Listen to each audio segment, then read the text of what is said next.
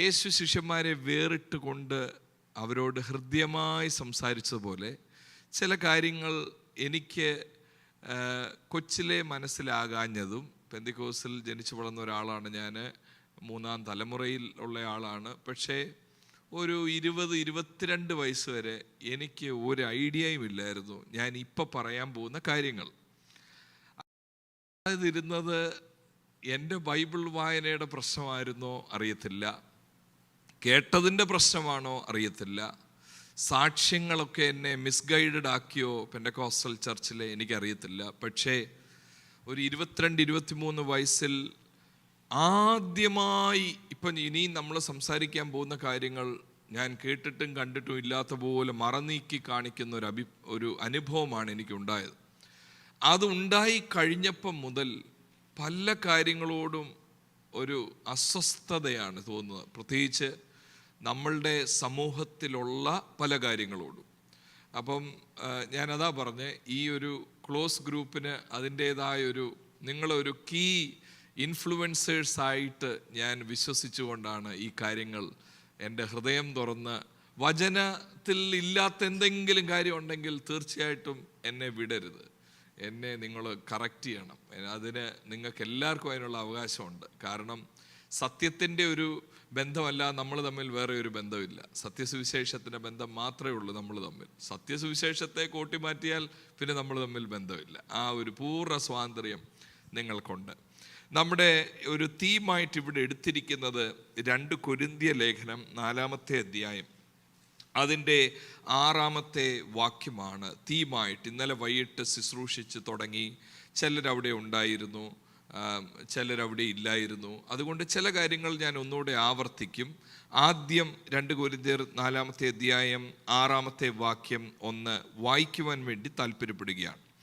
ഇരുട്ടിൽ നിന്ന് വെളിച്ചം പ്രകാശിക്കണമെന്ന് അരുളി ചെയ്ത ദൈവം യേശുക്രിസ്തുവിൻ്റെ മുഖത്തുള്ള ദൈവ തേജസ്സിൻ്റെ പരിജ്ഞാനം. ആ വാക്ക് നമുക്ക് ഈ സെഷന് ഭയങ്കരമായ ഇമ്പോർട്ടൻ്റ് ആണ്. യേശുക്രിസ്തുവിൻ്റെ മുഖത്തുള്ള ദൈവ തേജസ്സിൻ്റെ പരിജ്ഞാനം വിളങ്ങേണ്ടതിന്, ശോഭിക്കേണ്ടതിന് ഞങ്ങളുടെ ഹൃദയങ്ങളിൽ പ്രകാശിച്ചിരിക്കുന്നു. അപ്പോൾ ഈ ഒരു വാക്യത്തിൽ നിന്നുകൊണ്ട് സംഘാടകർ പ്രതീക്ഷിക്കുന്നത് true gospel versus false gospel, തെറ്റായ സുവിശേഷത്തെ ഒന്ന് വിവേചിച്ച് മനസ്സിലാക്കാൻ വേണ്ടിയാണ്. കാരണം ആരും ചിന്തിക്കരുത് സുവിശേഷം എന്നുള്ള പദം അവിടെ ഇല്ല എന്ന്. തൊട്ട് മുമ്പുള്ള വാക്യത്തിൽ 4-ാമത്തെ വാക്യത്തിൽ കിടക്കുന്നത് ദൈവപ്രതിമയായ ക്രിസ്തുവിൻ്റെ തേജസ്സുള്ള സുവിശേഷം. ഇതേ വാക്കുകളാണ് 6-ാം വാക്യത്തിൻ്റെ വേറെ വാക്കുകളിൽ പറഞ്ഞിരിക്കുകയാണ്. ദൈവപ്രതിമയായ ക്രിസ്തുവിൻ്റെ തേജസ്സുള്ള സുവിശേഷം, പ്രകാശനം ആയ സുവിശേഷത്തിൻ്റെ പ്രകാശനം എന്നൊക്കെ പറയുന്നു. ഒരു സ്റ്റേറ്റ്മെൻറ്റ് ഞാൻ പറഞ്ഞുകൊണ്ട് ഈ സെഷനിലേക്ക് തുടരട്ടെ. ഫോൾസ് ഗോസ്പൽ എന്ന് പറയുന്നത് റീപ്ലേസ്മെൻ്റ് ഓഫ് ട്രൂ ഗോസ്പൽ അല്ല. അങ്ങനെ ഒരിക്കലും സംഭവിക്കത്തില്ല. നമ്മളൊരു സത്യസുവിശേഷത്തിൻ്റെ അതിൻ്റെ അസ്തിത്വം, അടിസ്ഥാനം എല്ലാം മാറ്റിവെച്ചിട്ട് അതങ്ങോട്ട് മാറ്റിവെച്ചാട്ടെ, ഈ സുവിശേഷം അങ്ങോട്ട് സ്ഥാപിച്ചാട്ടെ. False gospel is never. Biblical ടൈംസിൽ 1-ാം നൂറ്റാണ്ടിൽ ഫോൾസ് ഗോസ്പൽ എന്നുള്ള ആശയം ഒരിക്കലും സത്യസുവിശേഷത്തിൻ്റെ പകരമല്ലായിരുന്നു. False gospel is often a half truth. അതൊരു പകുതി സത്യമാണ്. ആ ഹാഫ് ട്രൂത്തിൻ്റെ പ്രശ്നം അവിടാണ് ഈ പ്രശ്നം തുടങ്ങുന്ന മുഴുവൻ. നമ്മൾ പൂർണ്ണതയോടെ പറഞ്ഞില്ലെങ്കിൽ അത് കള്ളസുവിശേഷമായി വരും. അവിടാണ് അതിൻ്റെ പ്രശ്നം. പകുതി സത്യം ഗലാത്യ ആൾക്കാർക്ക് പകുതി സത്യം അറിയായിരുന്നു.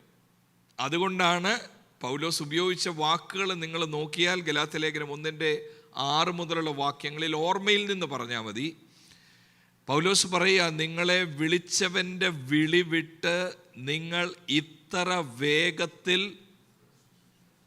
മറ്റൊരു വേറെയൊന്നുമല്ല, മറ്റൊരു സുവിശേഷം എന്ന് പറഞ്ഞാൽ യഥാർത്ഥ സുവിശേഷം പോലെ ഇരിക്കും അത്. പക്ഷേ അതിന് പൂർണ്ണതയില്ല. ആ ഫോൾസ് ഗോസ്പൽ എന്ന് പറയുന്നത് ഒരു ഹാഫ് ട്രൂത്താണ്, പൂർണ്ണമായ സുവിശേഷത്തിൽ നിലനിൽക്കാതെ, കുറച്ചുകൂടെ പറഞ്ഞാൽ ആ സുവിശേഷത്തിൻ്റെ അർത്ഥം പൂർണ്ണമായി ഉൾക്കൊള്ളാതെ, യഥാർത്ഥ സുവിശേഷത്തിൻ്റെ കാര്യങ്ങളൊന്നും അവർ ചിലപ്പം തിരസ്കരിക്കത്തില്ല. ഫോർ എക്സാമ്പിൾ, മനസ്സിലാക്കാൻ വേണ്ടി പറയുക, ഗലാത്യ ആൾക്കാരോട് ചോദിക്കുകയാണ്, യേശു കർത്താവിൻ്റെ മരണത്തിൽ വിശ്വസിക്കുന്നുണ്ടോ? അവരെന്തോ പറയും? യെസ്, ഞങ്ങൾ വിശ്വസിക്കുന്നുണ്ട്. യേശു ദൈവമാണോ? അവരെന്തോ പറയും? Yes, Jesus is God. അവർ യേശുവിനെ തിരസ്കരിക്കുന്നില്ല.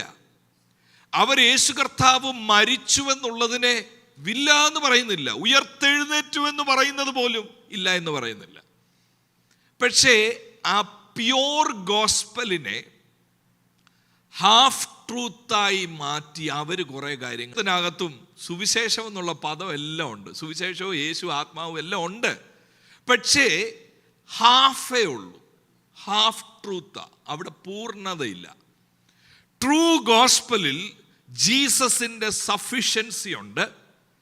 ആത്മാവ് വന്നതിൻ്റെ ഉദ്ദേശം എന്താണെന്ന് ശരിക്കത്തെ അടയാളങ്ങളെ കണ്ടിട്ട്, അത്ഭുതം ഉണ്ടായിരുന്നു, അടയാളം ഉണ്ടായിരുന്നു, അത് കണ്ടിട്ട്, അടുത്ത വാക്ക് എന്തുവാ? കാണുന്നവർ എന്നോടൊപ്പം ഒന്ന് വായിക്കാമോ? കണ്ടിട്ട് പലരും അവൻ്റെ നാമത്തിൽ വിശ്വസിച്ചു. ആ വാക്യം അവിടെ കൊണ്ട് നിൽക്കുകയാണെങ്കിൽ അതിനെ നമ്മൾ എന്തോ വിളിക്കും? അതിനെ ഞാൻ വിളിക്കും ദാറ്റ്സ് റിവൈവൽ. അത്ഭുതം നടന്നു, ഒരു കൂട്ടം ആൾക്കാർ വിശ്വസിക്കും. ആരിലാ വിശ്വസിക്കുന്നത്? അവൻ്റെ നാമത്തിൽ വിശ്വസിച്ചെങ്കിൽ അതിനെ നമ്മൾ വിളിക്കുന്നത് that's great, you believe the gospel, you believe Jesus. പക്ഷെ അടുത്ത വാക്യത്തിൽ പറയുന്നത് എന്താണെന്നറിയാമോ? യേശുവോ, ഇംഗ്ലീഷ് പറയുന്നത് but Jesus he will not believe them. അതാണ് literal translation. They believe Jesus, but Jesus will not entrust himself to them എന്ന് പറഞ്ഞാൽ യേശു വിശ്വസിച്ച് അങ്ങോട്ട് കൊടുത്തില്ല. യേശുവിന് വിശ്വാസമില്ല. അവർക്ക് യേശുവിനെ വിശ്വാസമാണ്, പക്ഷെ യേശുവിന് അവരെ വിശ്വാസമില്ല. കാരണം അവർ വിശ്വസിച്ചിരിക്കുന്നത് ഹാഫ്. യേശുവിനെ കുറിച്ചുള്ള പൂർണ്ണതയല്ല കിട്ടിയിട്ടുള്ളത്. എന്തോ കിട്ടിയിട്ടുള്ളത്? He will heal. എൻ്റെ ജീവിതം ശരിയാവും, ഈ ആടകൂടെ നടന്നു കഴിഞ്ഞാൽ ശരിയാവും, എല്ലാം ശരിയാവും. കേരളത്തിൽ കമ്മ്യൂണിസ്റ്റ് ഗവൺമെൻറ് പറഞ്ഞ പോലെ എവ്രിതിങ് വിൽ ബി ഡൺ, എല്ലാം ശരിയായിക്കൊണ്ടിരിക്കുകയല്ലേ. ഇതുപോലെ അവർ ചിന്തിച്ചത്, യേശുവിൻ്റെ പുറകെ നടന്നാൽ പെരുന്നാളിൽ എന്തോ വാരുന്നു, ചെകിടൻ കേട്ടു, മുടന്തൻ നടന്നു, കുരുട്ടുകണ്ണ് തുറന്നു, ഞങ്ങൾ യേശു വിശ്വസിക്കുന്നുണ്ട്. യേശു പറയും എനിക്ക് വിശ്വാസമില്ല. കാരണം ഈ വിശ്വാസം എൻ്റെ ഒരു വശമാണ് കണ്ടത്. ഇതേ കാര്യമല്ലേ യോഹന്നാൻ 6 നടക്കുന്നത്? തിരിക്കണ്ട, പറയാൻ വേണ്ടി, ചിന്തിക്കാൻ വേണ്ടി പറയുക. 5 അപ്പം കൊണ്ട് 5000 പേരെ പോഷിപ്പിച്ച് അവിടെ ഭയങ്കര റിവൈവൽ നടന്നു. ഞാൻ എപ്പോഴും ഭാവന ചെയ്യും, അവിടെ വല്ല ഇന്നത്തെ അത്ഭുതക്കാരുണ്ടായിരുന്നെങ്കിൽ അന്ന് രാത്രി അവിടെ ഒരു ചർച്ച് പൈനർ ചെയ്തേനെ. കാരണം ഒറ്റ രാത്രി കൊണ്ട് ഏകദേശം 10,000 പേരെ ചർച്ചിൽ കണ്ടേനെ. ബെത്സൈദ ഇന്റർനാഷണൽ ചർച്ച് എന്നൊരു പേരും കൊടുത്ത് 12 പേർക്കും ജോലിയായി, അസോസിയേറ്റ് പാസ്റ്റേഴ്സുമായി, എന്തോ ആയിരുന്നേനെ. പക്ഷെ യേശു അന്ന് രാത്രി പറയുന്നു, ഇവിടെ ഒറ്റ ആൾ പോലും നിൽക്കരുത്, എല്ലാവരും പൊക്കോളാൻ പറഞ്ഞു. സുവിശേഷകർ പറയുന്നത് യേശു നിർബന്ധിച്ച് കേട്ടി, get into the boat, go. അപ്പൊ എന്താ, ഇവരെ ആരെയും വേണ്ടേ? യേശു പോയിടത്തോട്ട് ഇവർ തപ്പിച്ചെന്നു. യേശു അവരെ കണ്ടപ്പോഴേ പറഞ്ഞു, ഹാഫേ കിട്ടിയിട്ടുള്ളൂ. നിങ്ങൾ എൻ്റെ അടുക്ക വന്നിരിക്കുന്നത് ഇന്നും അപ്പം കഴിക്കാനാ. ഈ വന്നവർ 6:66 ഞാൻ പിള്ളേരെ പഠിപ്പിക്കുമ്പോൾ പറയും, ഓർത്തിരിക്കാൻ നല്ല, നമുക്ക് ഈ 6 ഭയങ്കര ഇഷ്ടമാണ്. അത് കണ്ടുപിടിക്കാൻ നമ്മൾ നടക്കുകയല്ലേ. ഓർക്കണം, ജോൺ 6:66 പറയുന്നത്, ഈ വിശ്വസിച്ചു എന്ന് പറയുന്നവർ അന്ന് മുതൽ തിരിഞ്ഞ് അവനെ പിന്നെ അനുഗമിച്ചില്ല. കാരണം യേശു അവരെ എക്സ്പോസ് ചെയ്തു. This is half truth. നിങ്ങൾ വന്നിരിക്കുന്നത് എന്നെ വിശ്വസിക്കുന്നുണ്ടോ? വിശ്വസിക്കുന്നു. പറയാൻ ഇത്രയും നേരം പറഞ്ഞതിൻ്റെ അർത്ഥം ഇതേ ഉള്ളൂ, എല്ലാ വിശ്വാസവും കറക്റ്റ് വിശ്വാസം അല്ല. യേശുവിൽ വിശ്വസിക്കുന്നു എന്ന് പറയുന്നവർക്ക് പോലും യേശു ആരാണെന്ന് പൂർണ്ണത വന്നിട്ടില്ല. ആത്മാവുണ്ടെന്ന് പറയുന്നവർക്ക് പോലും ആത്മാവിൻ്റെ ഹാഫ് പ്രവൃത്തിയെ കിട്ടിയിട്ടുള്ളൂ. അത്ഭുതം നടക്കുന്നു, വീര്യപ്രവൃത്തി നടക്കുന്നു, ആത്മാവ് വന്നത് അല്ല. ഞാൻ ചോദിക്കട്ടെ, പഴയ നിയമത്തിൽ അത്ഭുതം ഉണ്ടായിരുന്നോ? പഴയ നിയമത്തിൽ മരിച്ചയാൾ എഴുന്നേറ്റിട്ടുണ്ടോ? അപ്പൊ പിന്നെ ആത്മാവ് വന്നത് വീര്യപ്രവർത്തിക്കാന്ന് പറയുമ്പോൾ തെറ്റിപ്പോയല്ലോ. ആത്മാവ് വന്നത് കേവല അത്ഭുതം ഉണ്ടോ? 100%. പ്രവചനം ഉണ്ടോ? 100%. പക്ഷെ ആത്മാവ് ഈ ഒരു കാലയളവിൽ വ്യാപരിക്കുന്നത് അതാ കൊരിന്ത് ആൾക്കാർക്ക് കിട്ടാതെ പോയ സത്യം. ഹാഫ് കിട്ടി അവർക്ക്. യേശു എന്ന് പറഞ്ഞാൽ ഹാഫ് കിട്ടി. ഹീ ഫോർഗേവ് മൈ സിൻ, എൻ്റെ പാപം നോക്കി ഇനി ഞാൻ സ്വർഗത്തിൽ പോവാ, അത് കിട്ടി.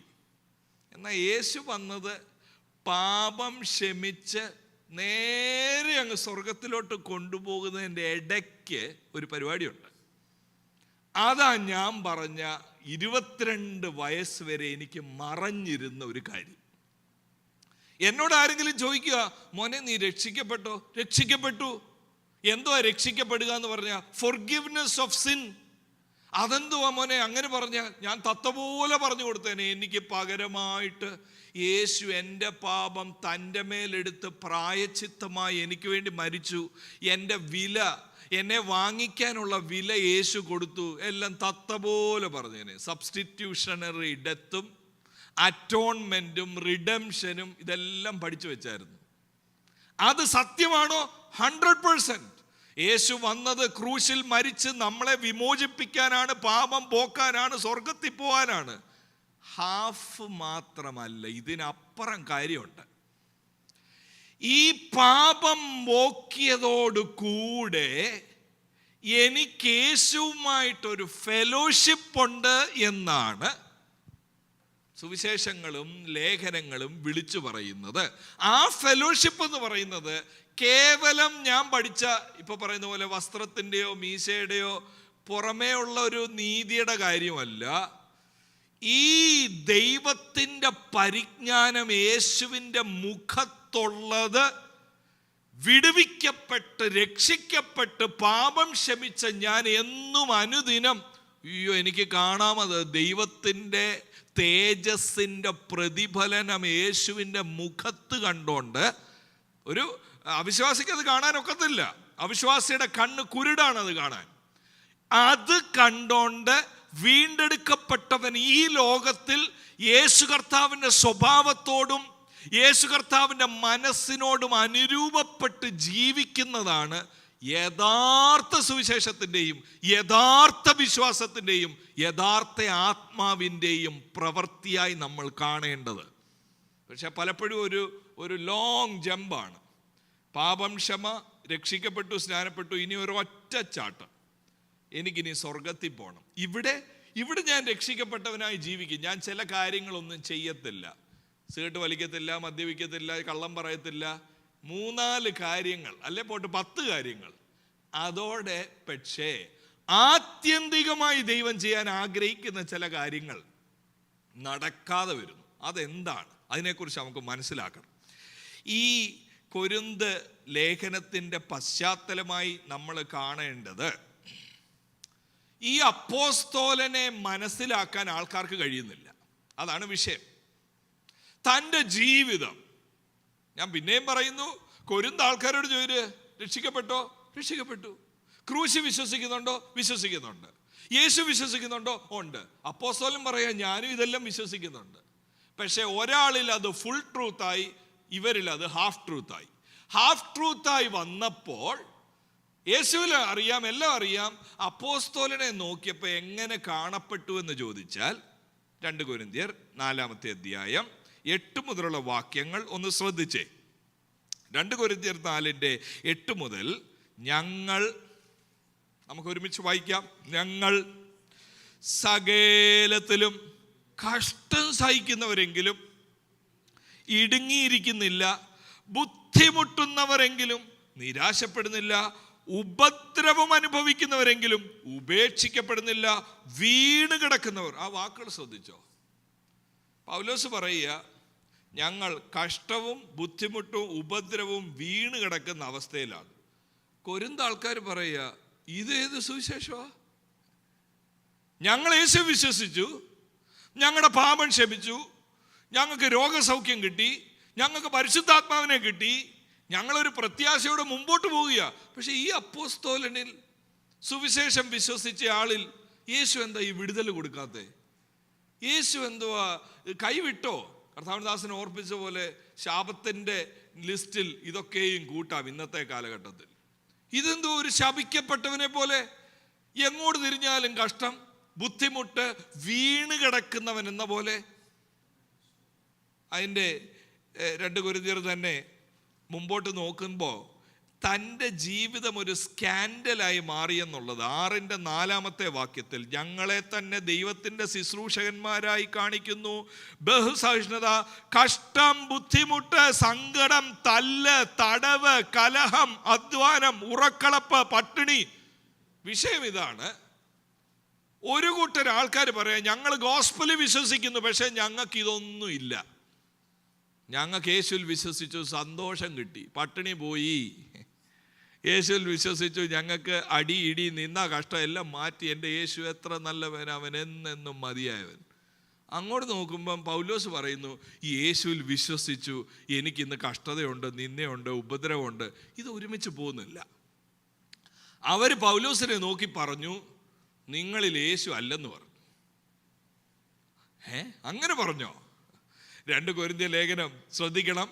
2 കൊരിന്ത്യർ ലേഖനത്തിൽ നിന്നിലൂടെ യേശു തന്നെയാണോ സംസാരിക്കുന്നത് എന്നതിന് അവർ തുമ്പന്വേഷിച്ചു എന്നാണ് വാക്യങ്ങൾ സൂചിപ്പിക്കുന്നത്. ഈ 13-3 വാക്യത്തിൽ, 2 കൊരിന്ത്യർ 13-3 വാക്യത്തിൽ ക്രിസ്തു എന്നിൽ സംസാരിക്കുന്നു എന്നതിന് എന്തോ അവിടെ ഉള്ളവർ ചെയ്തത്? രക്ഷിക്കപ്പെട്ടവര്, സ്നാനപ്പെട്ടവര്, അന്യഭാഷ പറയുന്നവര്, കൃപാവരം ഉള്ളവര്, ക്രിസ്തു എന്നിൽ സംസാരിക്കുന്നു എന്നതിന് നിങ്ങൾ തുമ്പന്വേഷിക്കുന്നുവല്ലോ. അവര് റിയലി ക്വസ്റ്റ്യൻ ചെയ്യുക, what gospel is this? Which Jesus is this? Which Jesus is the one who made you weak? നിന്നെ ബലഹീനനാക്കി, കഷ്ടത്തിലാക്കി, പ്രാർത്ഥനയ്ക്കൊന്നും മറുപടിയില്ലാതെ ബലഹീനനായി കാണപ്പെടുന്ന പൗലോസ്, ബലവാന്മാരായി കാണപ്പെടുന്ന കൊരിന്ത്. ഇതാണ് പ്രശ്നം. ട്രൂ ആൻഡ് ഫോൾസ് ഇരിക്കുന്നത് ഈ നേരിയ ആ വരയിലാണ്. 2 പേരും യേശുവിൽ വിശ്വസിക്കുന്നു എന്നാ പറയുന്നത്. 2 പേരും ആത്മാവുണ്ടെന്നാ പറയുന്നത്. 2 പേരും സ്വർഗത്തിൽ പോകുന്നു എന്നാ പറയുന്നത്. ഇതിനെ ചിലര് അങ്ങ് ചിന്തിക്കുന്നത് അത് ഓരോ വിളിയാ പാസ്റ്റർ, ഓരോരുത്തരുടെ വിളിയാ പാസ്റ്റർ. അതിനെയാ പൗലോസ് അപ്പോസ്തലൻ ഖണ്ഡിക്കുന്നത്. ഇത് ചിലർക്കുള്ള വിളിയാണോ? നിന്നയും കഷ്ടവും ഉപദ്രവവും അപമാനവും കുറച്ചു പേരുടെ വിളിയാണോ? അതോ സുവിശേഷത്തിന്റെ ഭാഗമാണോ ഇത്?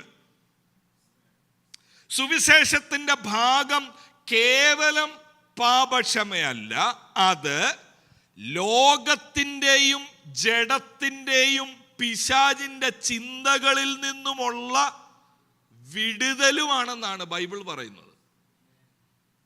എഫേസ്യ ലേഖനം 2:1 മുതലുള്ള വാക്യത്തിൽ പാപമെന്ന് പറയുന്നത് പാപത്തിന്റെ ശമ്പളമായ മരണത്തിൽ നിന്ന് മാത്രമുള്ള വിടുതലായിട്ടല്ല പറയുന്നത്. രക്ഷയെ പറയുന്നത് ദൈവത്തിന്റെ മഹാസ്നേഹം നിമിത്തം അവൻ നമ്മളെ ഉയർത്തെഴുന്നേൽപ്പിച്ചു. ഏതവസ്ഥയിൽ നിന്നും? ലോകം വലുതായിട്ട് തോന്നിക്കൊണ്ടിരിക്കുക, ദൈവവുമായിട്ട് ബന്ധമില്ല, പാപവും പ്രലോഭനങ്ങളും വലുതായി തോന്നിക്കൊണ്ടിരിക്കുക. അവിടെ നിന്ന്, ആ മരിച്ച അവസ്ഥയിൽ നിന്നും സുവിശേഷത്തിന്റെ ശക്തിയാൽ ദൈവം എൻ്റെ കണ്ണു തുറന്ന് എനിക്കിപ്പോൾ ഒരാളെ കാണാം, ഒരാളെ മാത്രം കാണാം.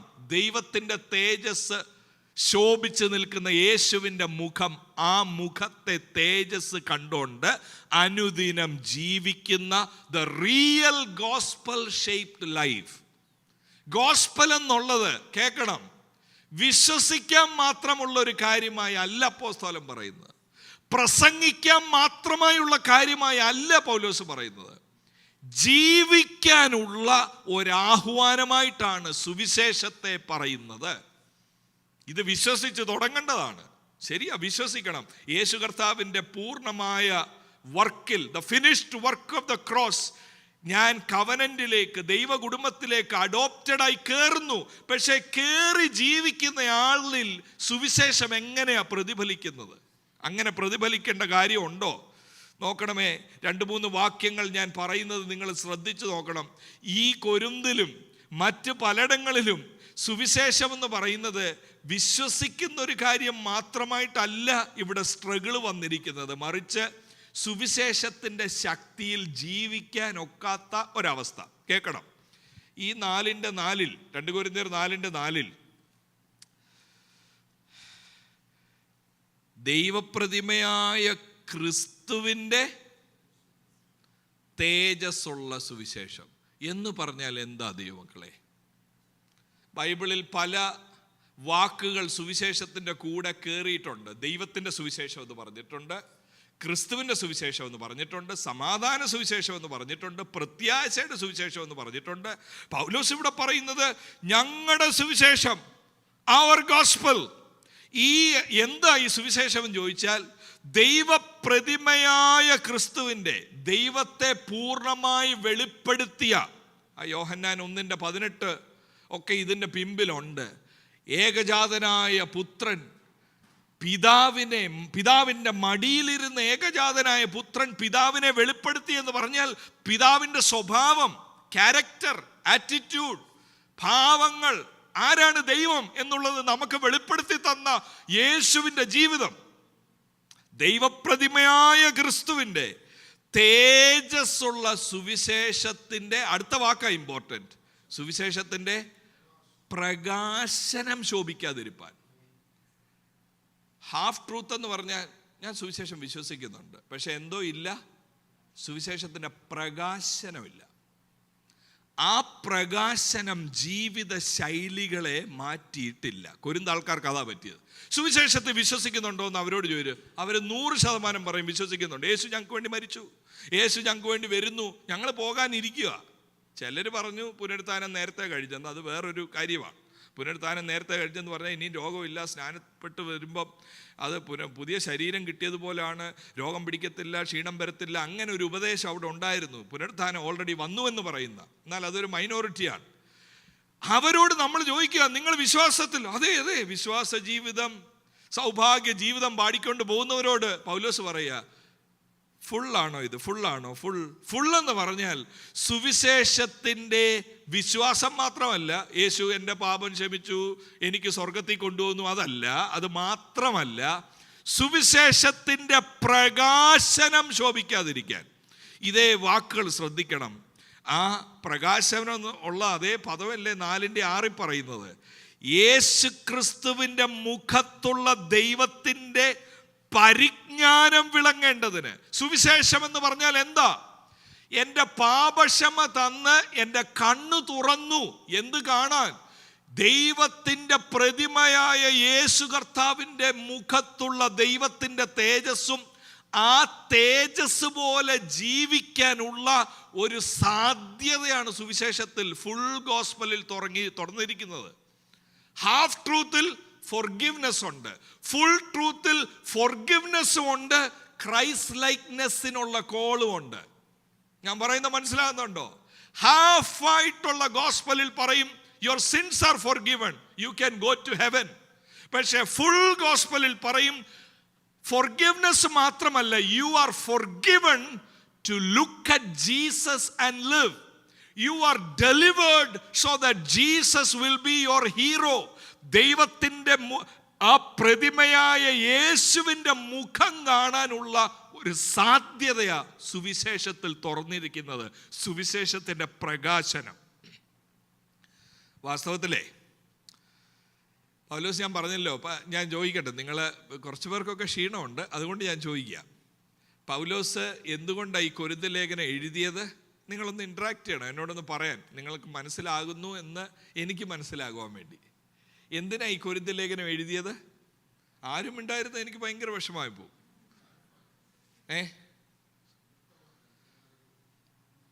ചില കാര്യങ്ങൾ വ്യക്തമാക്കാൻ. ഏത് കാര്യമാണ് പ്രധാനമായിട്ടും? എന്താ ഈ കൊരിന്ത് ലേഖനത്തിൻ്റെ, 2 കൊരിന്ത്യ ലേഖനത്തിൻ്റെ ഒരു പശ്ചാത്തലം? 1 കൊരിന്ത്യ ലേഖനം നിങ്ങൾക്കെല്ലാം അറിയാം, തമ്മിലുള്ള പ്രശ്നമാണ്. സഭയിൽ പല ഗ്രൂപ്പ്, പൗലോസിൻ്റെ പക്ഷം, കേഫാവിൻ്റെ പക്ഷം, യേശുവിൻ്റെ പക്ഷം. അതാ 1 കൊരിന്ത്യ ലേഖനത്തിൻ്റെ പശ്ചാത്തലം. Why did he write 2 Corinthians? എന്തുകൊണ്ടാണ് എഴുതിയത്?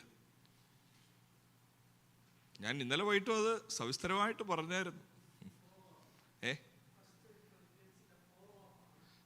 യെസ്, ഫോളോ അപ്പ് ആണ്. And there is a context. എന്തുവാണ് ആ കോണ്ടെക്സ്റ്റ്? ഞാൻ ഇന്നലെ പല വാക്യങ്ങൾ പറഞ്ഞായിരുന്നു. പൗലോസിനെ ചോദ്യം ചെയ്തു. പൗലോസ് ഒരു അപ്പോസ്തലനാണോ എന്നവർ ചോദിച്ചു. അപ്പോസ്തലനാണെങ്കിൽ ഇപ്പൊ എന്തൊക്കെയുണ്ട്? ഇതെങ്ങനെ വീക്കായി പോയത്? ഞാൻ ഇപ്പോഴും വായിച്ചില്ലേ 4-ാം അധ്യായത്തിലെ വാക്യം. കഷ്ടം, വീണ് കിടക്കുന്നവൻ. പൗലോസ് പറഞ്ഞു, പൗലോസിനെ ഒരു അപ്പോസ്തലനായി കാണാൻ ഒക്കുന്നില്ല. എന്തുവരെ ചോദിച്ചു? ക്രിസ്തു ആണോ നിന്നിലെന്ന് വരെ ചോദിച്ചു. അവര് സുവിശേഷം വിശ്വസിച്ചു. പൗലോസ് സുവിശേഷം വിശ്വസിക്കുക മാത്രമല്ല, സുവിശേഷത്തിന്റെ പ്രകാശനം ഉണ്ടായി. പ്രകാശനം, ഫൊർഗിവ്നെസ് മാത്രമല്ല കിട്ടിയത്, ഫൊർഗിവ്നെസ് കഴിഞ്ഞിട്ട്, പാപക്ഷമ കഴിഞ്ഞിട്ട് യേശു കർത്താവിൻ്റെ ജീവിതവുമായി താദാമ്യപ്പെടാനുള്ള ശക്തിയും കിട്ടി, സുവിശേഷത്തിലും ആത്മാവിലും. അപ്പൊ അവിടെ സംഭവിക്കുന്നത്, പൗലോസ് പറയുന്നല്ലോ, യേശു കർത്താവിൻ്റെ മുഖത്ത് എന്തോ ഉണ്ടെന്നാ പറയുന്നത്. ആരുടെ തേജസ്സുണ്ട്? ദൈവത്തിന്റെ പ്രതിമയായ യേശു കർത്താവിൻ്റെ തേജസ്സുള്ള സുവിശേഷം. ആ God's glory is displayed on the face of Jesus. ദൈവത്തിന്റെ തേജസ്സിനെ ഇപ്പൊ യേശുവിന്റെ മുഖത്ത് കാണാമെന്നാ പറയുന്നത്. വാസ്തവത്തിൽ പൗലോസിന്റെ ക്ലെയിം എന്തോന്നറിയാമോ? 2 കൊരിന്ത്യർ 3:18 വാക്യം ഒന്ന് ശ്രദ്ധിച്ചേ. പൗലോസ് പറയുന്നത്, ഇത് ആരുടെ കുഴപ്പമാണ്? നിങ്ങളുടെ കുഴപ്പമാണോ എൻ്റെ കുഴപ്പമാണോ? വിശ്വാസികൾക്കൊന്നും പൗലോസിനെ മനസ്സിലാകുന്നില്ല. കാരണം അവർ പറയുന്നു സുവിശേഷത്തിലൂടെ വിടുതൽ വിടുതൽ വിടുതൽ. പക്ഷെ പൗലോസ് ബന്ധിക്കപ്പെട്ടവരായിട്ടിരിക്കുന്നു, പൗലോസ് ബലഹീനനായിട്ടിരിക്കുന്നു. പൗലോസ് 2 കൊരിന്ത്യർ 3:18 എന്നാൽ മൂടുപടം നീങ്ങിയ മുഖത്ത് കർത്താവിൻ്റെ തേജസ്സിനെ കണ്ണാടി പോലെ പ്രതിബിംബിക്കുന്നവരായി നാം എല്ലാവരും. ആഹാ, അപ്പൊ പൗലോസ് പറയുന്നത് എന്താ? എന്റെ മുഖം ഇപ്പൊ എന്തുവായി മാറി? കർത്താവിൻ്റെ തേജസ് പ്രതിഫലിപ്പിക്കുന്ന ഒരു മുഖമായി ഞാൻ മാറി. അതുകൊണ്ടാ 4:1 പറയുന്നത്, ഈ ശുശ്രൂഷ ഞങ്ങൾക്ക് ലഭിച്ചത് കൊണ്ട് ഞങ്ങൾ അധൈര്യപ്പെടുന്നില്ല. അല്ലെങ്കിൽ അധൈര്യപ്പെട്ടു പോകുമ്പോ 100% യേശുവിൽ വിശ്വസിക്കുന്നതിന് മുമ്പ് എന്തെങ്കിലും പ്രശ്നം ഉണ്ടായിരുന്നോ ഈ മനുഷ്യന്? പൗലോസിന് പവർഫുൾ, റിച്ച്, ഇൻഫ്ലുവൻഷ്യൽ, എല്ലാം നല്ലതായിട്ട് പോകുന്നു. ആ ദമസ്കോസിലേക്കൊക്കെ പോയ പോക്ക് നമ്മുടെ മനസ്സിലൊരു ഭാവന ചെയ്താൽ, ഗമാലിയേലിന്റെ ശിഷ്യനായി, ബെന്യാമീൻ ഗോത്രക്കാരനായി, ശൗലെന്ന പേര്, ആദ്യത്തെ കിങ്ങിന്റെ പേര് ഇട്ടുകൊണ്ട് അങ്ങ് ശക്തിമാനാണ്. പക്ഷെ ഇപ്പൊ കാണുന്നത് സുവിശേഷത്തെ വിശ്വസിച്ചു. സുവിശേഷത്തെ വിശ്വസിക്കുക മാത്രമല്ല, സുവിശേഷത്തിന്റെ പ്രകാശനം തന്നിലുണ്ടായി. ആ പ്രകാശനം ഉണ്ടായപ്പോ കണ്ണു തുറന്നപ്പോ എന്തോ കണ്ടു? യേശുവിൻ്റെ തേജസ്, ദൈവപ്രതിമയായ ക്രിസ്തുവിൻ്റെ തേജസ്സുള്ള സുവിശേഷം. ആ തേജസ്സുള്ള സുവിശേഷം 4-ാമത്തെ വാക്യത്തിൽ പറഞ്ഞു. 6-ാം വാക്യത്തിൽ ആ തേജസ് യേശുവിൻ്റെ മുഖത്ത് കണ്ടു. വാസ്തവത്തിൽ സുവിശേഷത്തിലൂടെ നടക്കേണ്ടത് ഒരു സർജറിയാണ്, ബ്ലൈൻഡ് ഐ ഓപ്പൺ. പാപക്ഷമ മാത്രമല്ല, പാപക്ഷമ ഇല്ലാതെ കണ്ണു തുറക്കത്തില്ല, പാപക്ഷമ ഇല്ലാതെ ഒന്നും നടക്കത്തില്ല. പാപക്ഷമയാണ് സ്റ്റാർട്ടിംഗ് പോയിന്റ്. യേശു കർത്താവിൻ്റെ രക്തത്തിലൂടെ വിമോചിക്കപ്പെടാതെ നമുക്ക് വിടുതലില്ല. ഈ കുടുംബത്തിൽ കയറാനൊക്കത്തില്ല. യേശു കർത്താവിൻ്റെ ക്രൂശ് മരണത്തിൻ്റെ പൂർണ്ണതയില്ലാതെ I cannot claim that I am saved. I agree. എന്നെ 15-ാം വയസ്സിൽ പഠിപ്പിച്ചവരോട് ഞാൻ എഗ്രി ചെയ്യുന്നു. യേശു കർത്താവിൻ്റെ രക്തത്താൽ മോനെ നീ ശുദ്ധീകരിക്കപ്പെട്ടു, കറക്റ്റ്. യേശു കർത്താവിൻ്റെ ആ ക്രൂശിലാണ് നീ വിടുവിക്കപ്പെട്ടത്, ശരി. പക്ഷെ അടുത്തതാണ് എനിക്ക് മിസ്സായത്. ഈ വിടുവിക്കപ്പെട്ടവന്, ഈ രക്ഷിക്കപ്പെട്ടു എന്ന് പറയുന്നവന്റെ കണ്ണു തുറന്ന് അവൻ കാണേണ്ടത് ദൈവത്തിൻ്റെ പ്രതിമയായ ക്രിസ്തുവിൻ്റെ തേജസ്സുള്ള സുവിശേഷം. കണ്ണു തുറന്നത് എങ്ങനെയാണെന്നറിയാമോ? അന്ന് ഉൽപ്പത്തിയിൽ വെളിച്ചം ഉണ്ടാകട്ടെ എന്ന് പറഞ്ഞ പോലെ രക്ഷിക്കപ്പെട്ടവനെ സുവിശേഷത്തിൻ്റെ വെളിച്ചം അടുപ്പിച്ച് അവൻ്റെ ഹൃദയത്തിൽ ഇപ്പോൾ യേശുവിൻ്റെ തേജസ് ഇങ്ങനെ നിറഞ്ഞു നിൽക്കുക. പൗലോസ് പറയുക, എടാ ഞാൻ ഈ ബലഹീനനായത് യേശുവിൻ്റെ പരിജ്ഞാനം, എൻ്റെ ശോഭയുടെ ആ മുഖമാണ് ഞാനിപ്പോൾ കൊണ്ട് നടക്കുന്നത്. പക്ഷെ കൃപാവരം ഉള്ളവർക്ക് ഇത് കാണാൻ ഒക്കുന്നുണ്ടോ? അവർക്കെന്തോ തോന്നുന്നത്? ഇതെന്തോ വലിയ പരാജയമാണ്. അവർക്കപ്പോൾ യേശു എന്തിനായിരുന്നു വേണ്ടിയത്? പാപം ഒന്ന് പോക്കണം, സ്വർഗത്തിൽ പോകണം. ഇതിൻ്റെ ഇടയ്ക്കുള്ളതിന് യേശുവിനെ വേണ്ട. വേണം ഐസിയുവിൻ്റെ മുമ്പിൽ നിൽക്കുമ്പം കർത്താവേ, വേണം ജോലിയിൽ ഒരു പ്രശ്നം വരുമ്പം കർത്താവേ. എന്നാൽ അവരുടെ കണ്ണു തുറന്ന് തുറന്നവർക്ക് എല്ലാറ്റിലും ഉപരി സൗന്ദര്യമുള്ള യേശുവിനെ കാണാൻ ഒത്തില്ല. തേജസ്സുള്ള യേശുവിനെ. സുവിശേഷത്തിന്റെ പ്രകാശനം നമ്മളിൽ അടിച്ചാൽ നമ്മുടെ മുഖത്ത് എന്തോ കാണും? ആ യേശുവിൻ്റെ തേജസ് നമ്മളിൽ വെളിപ്പെടുക എന്ന് പറഞ്ഞാൽ മീശ വടിക്കുന്നതല്ല. ഞാൻ ഓർക്കുന്നു, ഇന്നാളി പെട്ടെന്ന് താടി ഒന്ന് എടുത്തപ്പം കണ്ടോരും നിന്നോരും പോയവരും എല്ലാം, മോനെ നല്ല പ്രകാശമുണ്ട്. അത് വരും, ആര് താടി എടുത്താലും, അതാര് താടി എടുത്താലും വരും. ആ പ്രകാശമല്ല യേശുവിൻ്റെ തേജസ്. ഈ 2 കൊരിന്ത്യർ 3:18 പറയുന്ന മുഖം മൂടി നീങ്ങിയ മുഖത്ത് കണ്ണാടിയിൽ എന്ന പോലെ അവന്റെ തേജസ് പ്രതിഫലിപ്പിക്കുന്നു എന്ന് പറഞ്ഞാൽ the character of Christ, the attitude of Christ, the very thing of living for others. മറ്റവർക്ക് വേണ്ടി ജീവിക്കുന്ന, മറ്റുള്ളവരെ സ്നേഹിക്കുന്ന, സ്വന്തം കാര്യം നോക്കാതെ മറ്റുള്ളവരിലേക്ക് സ്നേഹം പകരുന്ന ആ യേശുവിൻ്റെ തേജസ്. ഗ്ലോറി എന്ന് പറഞ്ഞാൽ ഇന്ന് പലരും ഗ്ലോറി ഗ്ലോറി എന്ന് പറഞ്ഞ് ചാടാറുണ്ട്. എന്തുവാ glory? Glory is the character of God. Glory is who God is, his nature. എന്തുവാ ഗ്ലോറിയുടെ അടിസ്ഥാനം? ആ ഏറ്റവും ഘനമുള്ള ഗ്ലോറി എന്ന് പറഞ്ഞാൽ മനുഷ്യരെ സ്നേഹിച്ചിറങ്ങി വന്ന യേശുവിൻ്റെ സ്നേഹമാണ്. ആ പരിജ്ഞാനത്തിൻ്റെ ശ്രേഷ്ഠതയുടെയും തേജസ്സിൻ്റെ പ്രതിഫലത്തിൻ്റെയും നടുക്കിരിക്കുന്ന കാര്യം. നിങ്ങൾക്കറിയാമോ, നമ്മളിപ്പം അറിയാമല്ലോ, സമുദായക്കാരുടെ വീട്ടിൽ ചെന്ന് കഴിഞ്ഞാൽ ഒരു യേശുവിൻ്റെ ഫോട്ടോ എന്ന് പറഞ്ഞ് വെച്ച് കുറേ റെഡ് ലൈറ്റ് ഇങ്ങനെ വെച്ചിട്ടുണ്ട്, മിന്നും മിന്നും. അതാണോ യേശു കർത്താവിൻ്റെ മുഖത്തുള്ള തേജസ്? യോഹന്നാൻ വിളിച്ചു പറഞ്ഞു, യോഹന്നാന്റെ സുവിശേഷം 1:14 എന്തോ വിളിച്ചു പറഞ്ഞു? ഞങ്ങൾ അവന്റെ തേജസ് കണ്ടു. എന്തുവാ കണ്ടത്? മറുരൂപ മലയിലെ ആ കുറച്ച് സമയത്തെ ആണോ പറയുന്നത്? ഓൾ ലൈഫ്, പരമസമ്പന്നൻ, ഈ ഭൂമിയിൽ ദരിദ്രനായി വന്ന ആ ജ്ഞാനം, ആ തേജസ്. തേജസ് എന്ന് പറയുന്നത് സമ്പത്തിന്റെ തേജസ് അല്ല. തേജസ് എന്ന് പറയുന്നത് സമ്പത്ത് വിട്ട ആ വലിയ തേജസ്. എന്നിട്ട് സാധാരണ മനുഷ്യരുടെ കൂടി ഇരുന്ന് കഴിച്ച ആ വലിയ തേജസ്. ഏത് തേജസ്സാ? ഇപ്പൊ എറിഞ്ഞു കൊല്ലാമെന്ന് പറഞ്ഞ് പാപിയെ വിളിച്ച് പാപിനിയായ സ്ത്രീയുമായിട്ട് നിന്നപ്പോ ഞാനും നിന്നോട് ക്ഷമിക്കുന്നു എന്ന് പറഞ്ഞ ആ വലിയ ഗ്ലോറി.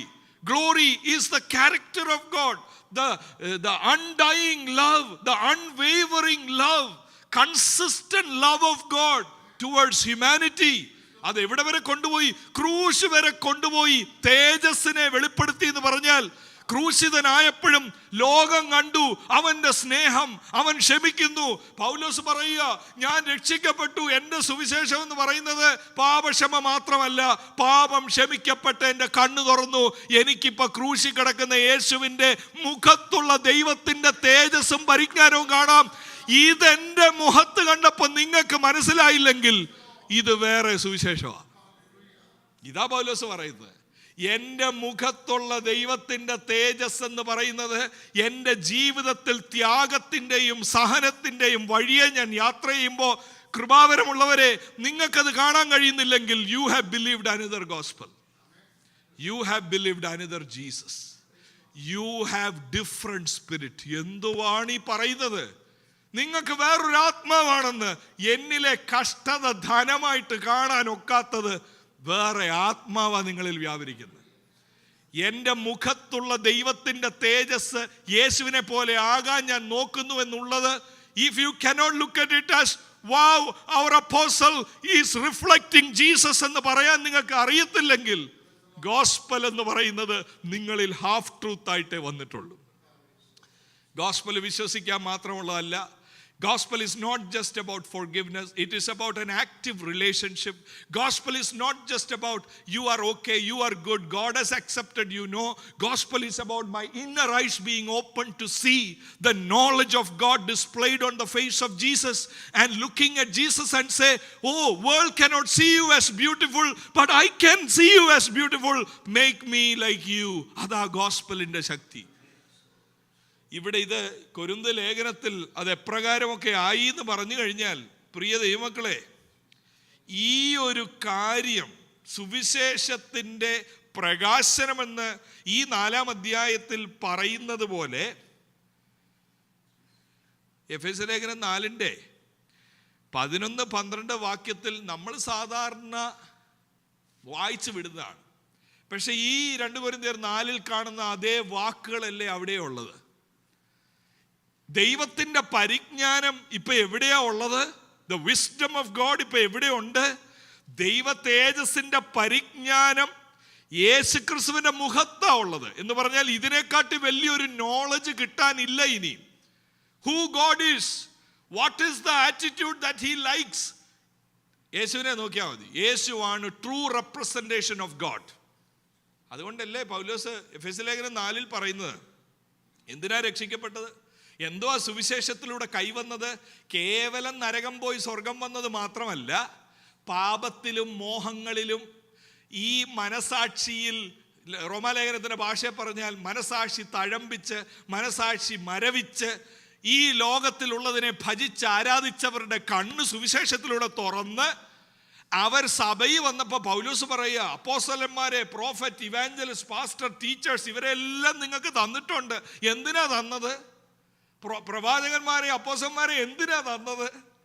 4-ന്റെ 12-ാമത്തെ വാക്യം എഫേസ്യ ലേഖനത്തിൽ അവരെ തന്നത് അതെന്ന് പറഞ്ഞാ തുടങ്ങുന്നത്. അതെന്ന് പറഞ്ഞാൽ ഈ 5 കൂട്ടം ശുശ്രൂഷകരെ സഭയ്ക്ക് ഗിഫ്റ്റായിട്ട് കൊടുത്തത്, അത് നാം എല്ലാവരും, സഭയിലുള്ള എല്ലാവരും വിശ്വാസത്തിലും ദൈവപുത്രനെ കുറിച്ചുള്ള പരിജ്ഞാനത്തിലുമുള്ള ഐക്യതയും തികഞ്ഞ പുരുഷത്വവും ക്രിസ്തുവിന്റെ സമ്പൂർണതയായ പ്രായത്തിന്റെ അളവും എന്തുവാ? The goal of coming to a church. സുവിശേഷം എന്ന് പറയുന്നത് രക്ഷിക്കപ്പെടുത്തി സ്വർഗത്തിലോട്ട് വിടുകയല്ല, ഈ പാപം ക്ഷമിച്ച് ചർച്ചിൽ കൊണ്ടിരുത്തിരിക്കുക. എല്ലാ ശുശ്രൂഷയിലൂടെയും കാണണം ദൈവപുത്രനെ കുറിച്ചുള്ള പരിജ്ഞാനം അനുദിനം വളർന്ന് വളർന്ന് വളർന്ന് വളർന്ന് നിറഞ്ഞ് ക്രിസ്തുവെന്ന തലയോളം മുഖത്ത് യേശുവിന്റെ പരിജ്ഞാനം പ്രതിഫലിപ്പിക്കുന്ന ആ അനുഭവത്തിലേക്കുള്ള യാത്രയാ ക്രിസ്തീയ ജീവിതം. അങ്ങനെയുള്ളവരെ ചേർക്കാനാണ് യേശു കർത്താവ് മടങ്ങി വരുന്നത്. ഇന്ന് തന്നെ രൂപാന്തരപ്പെട്ടുകൊണ്ടിരിക്കുന്നവരെ നോക്കിയ യോഹന്നാൻ ലേഖനത്തിൽ പറയുന്നത്, അവനെ കാണുമ്പോൾ നാം അവനെ പോലെ പൂർണ്ണ അർത്ഥത്തിലാകും. എന്നാൽ സുവിശേഷം ഒരിക്കൽ കാണാമെന്നുള്ള പ്രത്യാശ മാത്രമല്ല, ഇന്ന് തന്നെ വിടുവിച്ച് അവന്റെ പുത്രനായ യേശുവിന്റെ സ്വരൂപത്തോട് അനുരൂപമാക്കുന്ന അത്ഭുതമാ സുവിശേഷം. അതാ സുവിശേഷത്തിന്റെ പ്രകാശനം എന്ന് പറഞ്ഞാൽ. അത് പൗലോസിൽ അങ്ങ് കത്തി. പൗലോസിൽ ഈ പറയുന്ന ഭാഷയുണ്ടല്ലോ, ആ 4-6 പറയുന്ന ഭാഷ, 2 കൊരിന്ത്യർ 4-6 ആദിയിൽ ക്രിയേറ്റർ ഗോഡ് അന്ധകാരത്തെ നോക്കി എന്തോ പറഞ്ഞു? വെളിച്ചം ഉണ്ടാകട്ടെ. അപ്പൊ വെളിച്ചം ഉണ്ടായി.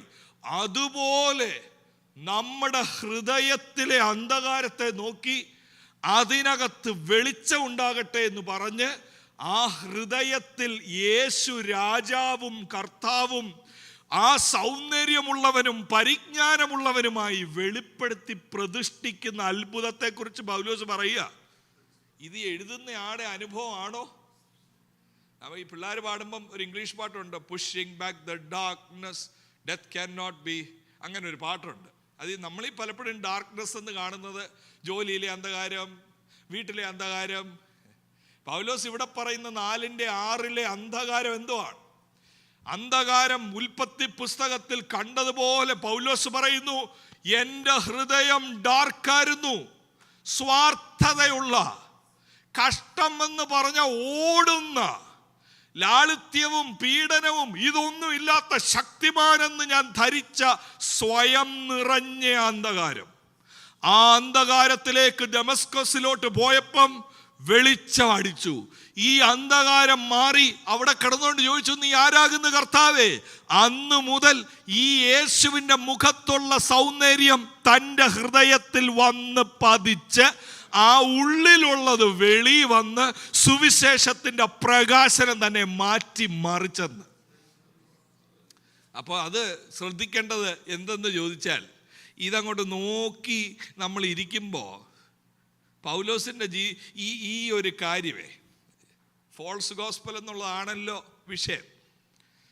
ഫോൾസ് ഗോസ്പൽ എന്നുള്ളത് അപ്പം എന്തോ ദൈവമക്കളെ? ഇത്രയും പറഞ്ഞതിൻ്റെ വെളിച്ചത്തിൽ false gospel is not a denial of the work of Christ. False gospel is not there is no heaven. അതൊന്നും അല്ല ഫോൾസ് ഗോസ്പൽ. കൊരിന്ത് ലേഖനം എഴുതിയത് 2 കൊരിന്ത്യർ 11:3 പദം കാണാം. മറ്റൊരു സുവിശേഷം, മറ്റൊരു യേശു, മറ്റൊരാത്മാവ്. എന്തുവാ ഈ മറ്റൊരു യേശു മറ്റൊരു സുവിശേഷവും? അതെന്ത് ചെയ്തു?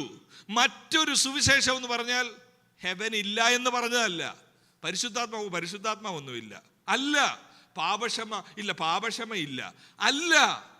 മറ്റൊരു സുവിശേഷം എന്ന് പറഞ്ഞാൽ പാപക്ഷമ ഉണ്ട്, നിത്യത ഉണ്ട്, ആത്മാവ് ഉണ്ട്. എന്തോ ഇല്ല. സുവിശേഷത്തിൻ്റെ പ്രകാശനം പോലെ ജീവിക്കാനുള്ള ശക്തി അത് തന്നില്ല. യേശുവിൻ്റെ തേജസ്സിനെ കണ്ണാടിയിൽ പോലെ പ്രതിഫലിപ്പിക്കാനുള്ള ആത്മാവും വന്നില്ല. കുലുങ്ങാനുള്ള ആത്മാവ് കിട്ടി, എന്തൊക്കെയോ പറയാനുള്ള ആത്മാവ് കിട്ടി. പക്ഷേ യേശുവിൻ്റെ ആറ്റിറ്റ്യൂഡ് പോലെ ജീവിക്കാനുള്ള, ഞാൻ പറഞ്ഞില്ലേ 22 വയസ്സ് വരെ എൻ്റെ കണ്ണിത് തുറന്നില്ലായിരുന്നെന്ന്. പല ചർച്ചിൽ പല രീതിയിൽ അയിരൂർ ചർച്ചും അല്ലാത്ത ചർച്ചും ഒക്കെ പോയിട്ടുണ്ട്. അന്യോന്യം കുശുമ്പും അന്യോന്യം വാക്കുതർക്കവും ദേഷ്യവും ഇല്ലാത്ത ഒരു സമൂഹത്തെ ഞാൻ കണ്ടിട്ടില്ല. അകത്തിരുന്ന് പാടും. എന്തോ പാട്ടാണ്. നീതി സൂര്യനായി നീ വരും മേഘത്തിൽ. ഒരാളങ്ങോട്ട് തുടങ്ങും, അപ്പോഴത്തേന് കാണാം അവിടെ തന്നെ പ്രശ്നമായി. കാരണം തുടങ്ങേണ്ട ആൾ അവിടെ നിന്നപ്പോൾ വേറെ ആളാണ് തുടങ്ങിയത്. അപ്പോൾ തന്നെ മൈക്ക് ഓഫ് ചെയ്തിട്ട് പോയി ഇരിക്കുന്നു. പിന്നെ നമ്മൾ ചോദിക്കുക എന്തോ പറ്റി? അത് പുള്ളിയായിരുന്നു തുടങ്ങേണ്ടത്. പ്രശ്നം കഴിഞ്ഞ ദിവസം ഈ നിങ്ങളുടെ നാട്ടിലെ ഇവിടുത്തെ ഒരു കാര്യം എന്നോടൊരു ചെറുപ്പക്കാരൻ പറഞ്ഞു. ഇംഗ്ലീഷ് വർഷിപ്പ് തുടങ്ങുക. പാട്ടുണ്ടല്ലോ ഇംഗ്ലീഷിൻ്റെ ഇടയ്ക്കൊരു പാട്ട്, അത് നല്ലതാണ്. പിള്ളേർക്ക് ഇംഗ്ലീഷല്ലേ കുറച്ചുകൂടെ കണക്ട് ചെയ്യാനും. അപ്പോൾ സ്ഥിരമായ ഒരു അങ്കിൾ ഇരിക്കുക. മലയാളം പാട്ടിൻ്റെ സമയത്ത് ഭയങ്കരമാണ്. ഇംഗ്ലീഷ് പാട്ട് തുടങ്ങുന്ന സമയത്ത് പുള്ളി ഇരിക്കും. അപ്പോൾ ഇത് 4-5 ആഴ്ചയായപ്പം പിള്ളേർക്ക് ഭയങ്കര പ്രയാസമായി. കാരണം പ്രമുഖനാണ്, സഭയിലെ പ്രമുഖനാണ്. ആ ഇരിപ്പ് എല്ലാവരും നോട്ട് ചെയ്യുന്ന ഇരിപ്പാണ്. കാരണം ഫ്രണ്ടിലൊക്കെ ഇരിക്കത്തുള്ളൂ. അറിയാമല്ലോ, സീറ്റ് മാറി ഇരുന്നാൽ തന്നെ പ്രശ്നമാണ്. അപ്പോൾ കുറേ ആഴ്ച ആയപ്പോൾ ചർച്ചിലെ ഒരു യൗവനക്കാരൻ ചോദിച്ചു, uncle why are you sitting every time when we are singing? No മോനെ, മൈ ലെഗ്സ് ആർ ഏക്കിങ്. മലയാളമൊക്കെ പാടി കഴിയുമ്പോഴേ അങ്കിൾ അങ്ങ് ക്ഷീണിക്കുക. But he was not convinced. അങ്ങനെ അല്ലല്ലോ, കാരണം അങ്കിൾ അത്ര ക്ഷീണം ആയിട്ടില്ല. അവൻ ചെന്ന് ഗ്രൂപ്പിനോട് പറഞ്ഞു. ഗ്രൂപ്പിൽ സംസാരമായി, ഇംഗ്ലീഷ് പാട്ടുകാരുടെ ഗ്രൂപ്പിൽ സംസാരമായി. അങ്ങനെ ഇങ്ങനെ നിന്ന് അവസാനം ചർച്ച് റിട്രീറ്റ് നടക്കുക. അപ്പം അതിനകത്തെ ബേസ് ഗിറ്റാറിസ്റ്റ് പറഞ്ഞു, now let me ask uncle what is it. കാരണം ഈ പലർക്കും ഉള്ളിലുള്ളത് വെളി വരണേ, ഇച്ചിരി ബാർബിക്യൂ കൊടുത്താൽ മതി. ഇവിടത്തെ കൊണ്ടൊന്നും വെളി വരത്തില്ല. ഇച്ചിരി ഒന്ന് ഒരു നല്ലൊരു വ്യത്യസ്തമായൊന്ന് മാറ്റിക്കൊടുത്ത് ഇച്ചിരി ഒരു ഫ്രൈസും ഒരു ബാർബിക്യൂ കൊടുക്കുമ്പോൾ അറിയാതെ എല്ലാം വെളി വരും. അപ്പോൾ ഇവന് ഈ ബാർബിക്യൂവിൻ്റെ ഇടയ്ക്ക് എന്ന് ചോദിച്ചു, uncle we like you but you won't get up every Sunday, you will sit down. Uncle പറയാ, why should I get up when my granddaughter is not in the choir? ഇതായിരുന്നു പ്രശ്നം.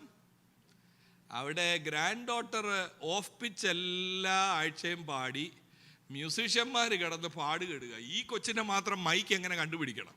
അതാണ് പ്രശ്നം.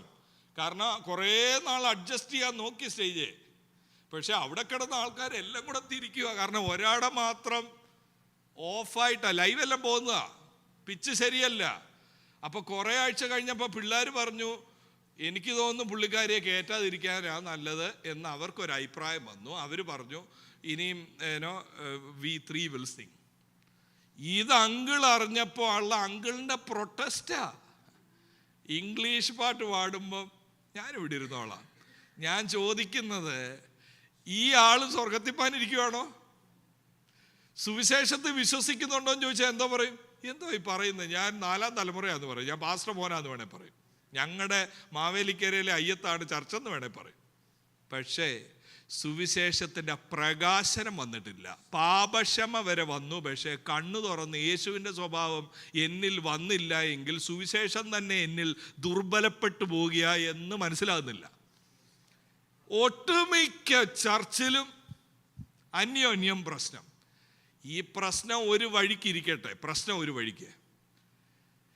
ദ്രവ്യാഗ്രഹവും ധനമോഹവും സ്ഥാനമോഹവും ഇല്ലാത്തവരെ നിങ്ങൾ കണ്ടിട്ടുണ്ടോ? വാസ്തവത്തിൽ apostle, prophet, evangelist, pastor, teacher എന്തിനായിരുന്നു? ഈ പ്രോഫറ്റിൻ്റെ ഉദ്ദേശം എന്തിനായിരുന്നു? ഇവനെ ദൈവപുത്രനെ കുറിച്ചുള്ള പരിജ്ഞാനത്തിൻ്റെ വഴി കാണിക്കണം. ഈ പരിജ്ഞാനത്തിന് വിപരീതമായി എന്തെങ്കിലും ഉണ്ടെങ്കിൽ വിളിച്ചു പറയണം. അതിനല്ലേ പ്രവചനം. അങ്ങനെ ഒരു കാലം ഉണ്ടായിരുന്നു. യേശു കർത്താവിൻ്റെ മനോഭാവത്തിന് വിരോധമായി എന്നിൽ കയ്പോ കൊതിയോ എന്തോ ഉണ്ടെങ്കിലും പ്രവാചകന്മാർ വിളിച്ചു പറയും. പക്ഷേ ഒരു കാലം വന്നിരിക്കുക. എന്തോ ആ കാലം? ഈ ലൗകികതയിലേക്ക് തള്ളിവിടുന്നതിലെ നല്ല ശതമാനം ഉത്തരവാദിത്വം ആർക്കുള്ളതാ? പ്രവാചകന്മാർക്കുള്ളതാ. തൃപ്തിയോടെ ഞാനൊരു വീട്ടിൽ താമസിക്കുക, തൃപ്തിയോടെ മെനക്കെട്ട് വന്ന് പറയും, ദൈവം ഇവിടുന്ന് ഒരു മാറ്റം കണ്ടിട്ടുണ്ട് കേട്ടോ. അന്ന് വരെ ഒരു കുഴപ്പവും ഇല്ലായിരുന്നു, സമാധാനത്തോടിരുന്ന. അന്ന് രാത്രി മുതൽ ഒരു പ്രാർത്ഥനാ വിഷയമായി. അന്ന് അതാണ് ദൈവത്തിൻ്റെ ഇഷ്ടമെങ്കിൽ ആകട്ടെ. ആ പറയുന്ന ആ ലാളിത്യമൊക്കെ ഭയങ്കരമാണ്. അതാകുന്നു ദൈവത്തിൻ്റെ ഇഷ്ടമെങ്കിൽ നമ്മൾ ചിന്തിച്ചിരിക്കുന്നത് എന്തോ? അപ്പോൾ ദൈവത്തിൻ്റെ ഇഷ്ടം എന്നെ കുറെ ശക്തിയുള്ളവരാക്കണം, എന്നെ കുറെ ധനമുള്ളവരാക്കണം, എന്നിട്ട് എന്നെ ഇങ്ങനെ പറപ്പിച്ച ആൾക്കാരുടെ മുമ്പിൽ എന്തോ ഇപ്പൊ യേശുവിനെ ആരാധിച്ചാൽ ഇങ്ങനെ ഇരിക്കും. അതാ കൊരിന്ത ആൾക്കാരുടെ അകത്തിരുന്നത്. അപ്പോഴാ പൗലോസിനെ നോക്കിയപ്പോൾ, എടാ ഇതെന്തുവാ? This is another route. ധനവാനായിട്ടുള്ള ആള് വേണ്ട ദരിദ്രനായി മാറുന്നു, ശക്തിയുള്ളവൻ വേണ്ട ബലഹീനനാകുന്നു, തറയിൽ കിടക്കുന്നു. ഇതെന്തോ സാറേ? പൗലോസ് പറയാം, ഞങ്ങൾ അധൈര്യപ്പെടുന്നില്ല. കാരണം ഇത് സുവിശേഷത്തിൻ്റെ ശക്തിയാണ്, ഇത് ആത്മാവിൻ്റെ ശക്തിയാണ്, ഇത് വേറെ ഒന്നിൻ്റെ ശക്തിയല്ല. ആത്മാവ് ഹൃദയത്തിൽ വന്ന് പണക്കൊതിയും സ്ഥാനമോഹവും ഈ ലോകത്തിൻ്റെ ചിന്തകൾ ശസ്ത്രക്രിയയിലൂടെ മാറ്റി, ഇപ്പോഴും പോരാട്ടമുണ്ട് എങ്കിലും ഇത് വലുതായി കാണാതെ ഉള്ളതിൽ തൃപ്തിപ്പെടാൻ സഹായിച്ച സുവിശേഷത്തിൻ്റെ പ്രകാശനം. പ്രിയ മക്കളെ, ഒന്ന് ചിന്തിച്ചു നോക്കിയേ. കൊരിന്ത ആൾക്കാരോട് സുവിശേഷം യെസ്, പക്ഷെ പൗലോസ് പറഞ്ഞു this is another gospel. Because Jesus is not in front of your eyes.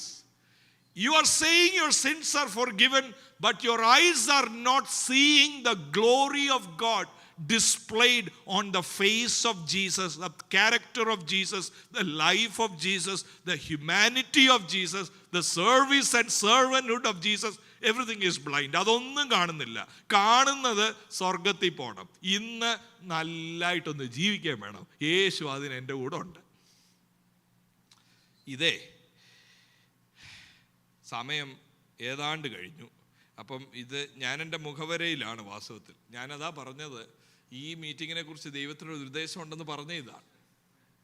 നിങ്ങളിൽ കുറച്ച് പേരുടെ, ഇപ്പം ഒന്നാമതേ കുറച്ച് പേരേ ഉള്ളൂ, 2 പേരുടെ ഉള്ളിലെങ്കിലും ഈ സുവിശേഷത്തിൻ്റെ പ്രകാശനം എൻ്റെ ഹൃദയത്തിലേക്കൊന്ന് വരണമേ എന്ന് ചിന്തിച്ച് പ്രാർത്ഥിച്ചാലുണ്ടല്ലോ, വലിയ അത്ഭുതം നിങ്ങളുടെ ജീവിതത്തിൽ നടക്കും. നിങ്ങളുടെ പ്രാർത്ഥനാ വിഷയങ്ങൾ പലതും മാറും. നിങ്ങളുടെ ഉള്ളിൽ ഒറ്റ ആഗ്രഹം മാത്രമേ പിന്നെ വരൂ, എൻ്റെ ജീവിതത്തിലൂടെ യേശു കർത്താവിനെ ഒന്ന് പ്രതിഫലിപ്പിക്കണം എനിക്ക്. അത് സമൃദ്ധിയിലും ശക്തിയിലുമല്ല, ബലഹീനതയിലും സൗമ്യതയിലും തൃപ്തിയിലൂടെയും. ഒരു വാക്യം മാത്രം പറഞ്ഞിട്ട് ഞാൻ അവസാനിപ്പിക്കാം. ബാക്കി നമുക്ക് അടുത്ത സെഷനിലേക്ക് ഉണ്ടോയെന്നുള്ളതാണ് ഇനി. കഴിഞ്ഞൊരു ദിവസം ഇങ്ങനൊരു സെഷൻ കഴിഞ്ഞപ്പോൾ ലാസ്റ്റിൽ ഒരാൾ വന്ന് പറഞ്ഞു, പാസ്റ്റർ അടുത്ത സെഷൻ ഇല്ലേലും കുഴപ്പമില്ല കേട്ടോ. അതാ ഞാൻ ചോദിച്ച അടുത്ത സെഷൻ ഉണ്ടോന്ന്. ശരിക്കും സംഭവിച്ചതാ. ഒരു കാര്യം മാത്രം പറഞ്ഞിട്ട് അവസാനിപ്പിക്കാം. നിങ്ങൾ എത്ര പേരുടെ ബൈബിളിൽ അണ്ടർലൈൻ ചെയ്തിട്ടുണ്ട്? എനിക്കൊന്ന് ആകാംക്ഷ ഉണ്ടാകും. 2 കൊരിന്ത്യരിലെ തന്നെ വാക്യമാണ് 8:9 അണ്ടർലൈൻ ചെയ്തിട്ടുള്ളവർ എത്ര പേരുണ്ട്? 2 കൊരിന്ത്യർ 8:9 മനപ്പാഠമായിട്ട് തന്നെ അറിയായിരിക്കും എന്ന് ഞാൻ കരുതട്ടെ. ഉണ്ട്. അണ്ടർലൈൻ ചെയ്തിട്ടുണ്ടോ എല്ലാവരും? നമ്മൾ ആ വാക്യം എങ്ങനെയാ മനസ്സിലാക്കുന്നത്? മറ്റൊരു സുവിശേഷം എന്ന് പറഞ്ഞാൽ എന്താ? മറ്റൊരു സുവിശേഷത്തിൻ്റെ ഏറ്റവും അടിസ്ഥാന വാക്യമാണിത്. അവരുടെ ഫൗണ്ടേഷനാണ് ഇത്. എന്തോ അവിടെ പറയുന്നത്? ഇതാ കൊരിന്ത് ആൾക്കാരുടെ മനസ്സിലോട്ട് കയറിയത്. അവർ പറഞ്ഞു, നമ്മുടെ കർത്താവായ യേശു ക്രിസ്തു സമ്പന്നനായിരുന്നിട്ടും അവൻ്റെ ദാരിദ്ര്യത്താൽ നിങ്ങൾ സമ്പന്നരാകേണ്ടതിന് നിങ്ങൾ നിമിത്തം ദരിദ്രരായി തീർന്ന കൃപ നിങ്ങൾ അറിയുന്നുവല്ലോ. ഈ വാക്യം വായിച്ചാൽ കൊരിന്ത് ആൾക്കാർക്ക് എന്തോ തോന്നിയെന്നറിയാം. ദൈവം മനുഷ്യൻ്റെ വേഷത്തിലായി, ദരിദ്രനായി, ക്രൂശിതനായി, നഗ്നനായി, ഇനി എന്നെ ഉടുപ്പിച്ചു. കറക്റ്റാ. എന്തോ ഉടുപ്പിച്ചത്? നീതിയുടെ വസ്ത്രം. കറക്റ്റാ. പക്ഷെ അതിൻ്റെ കൂട്ടത്തിൽ അവരൊരു തള്ളൂടങ്ങ് തള്ളി. ദരിദ്രനായി ഞങ്ങളെ സമ്പന്നരാക്കാൻ. എന്നിട്ട് ആ ചിന്താഗതിയോടെ പൗലോസിനെ നോക്കിയപ്പോഴാണ് എന്തോ നടന്നേ? അയ്യോ, 2 കൊരിന്ത്യർ 4:8 വീണ് കിടക്കുന്നവൻ, ദുഃഖിക്കുന്നവർ, നിരാശപ്പെടുന്നവൻ. അപ്പൊ യേശു കർത്താവാണോ നിന്റെ ഉള്ളിൽ? അപ്പൊ യേശു കർത്താവ് ആ ഉള്ളിലെങ്കിൽ എന്തോ നടക്കണം? അവൻ്റെ ദാരിദ്ര്യത്താൽ നിങ്ങൾ സമ്പന്നരാകണം. അതാണ് അവരുടെ തിയോളജി, വേദശാസ്ത്രം.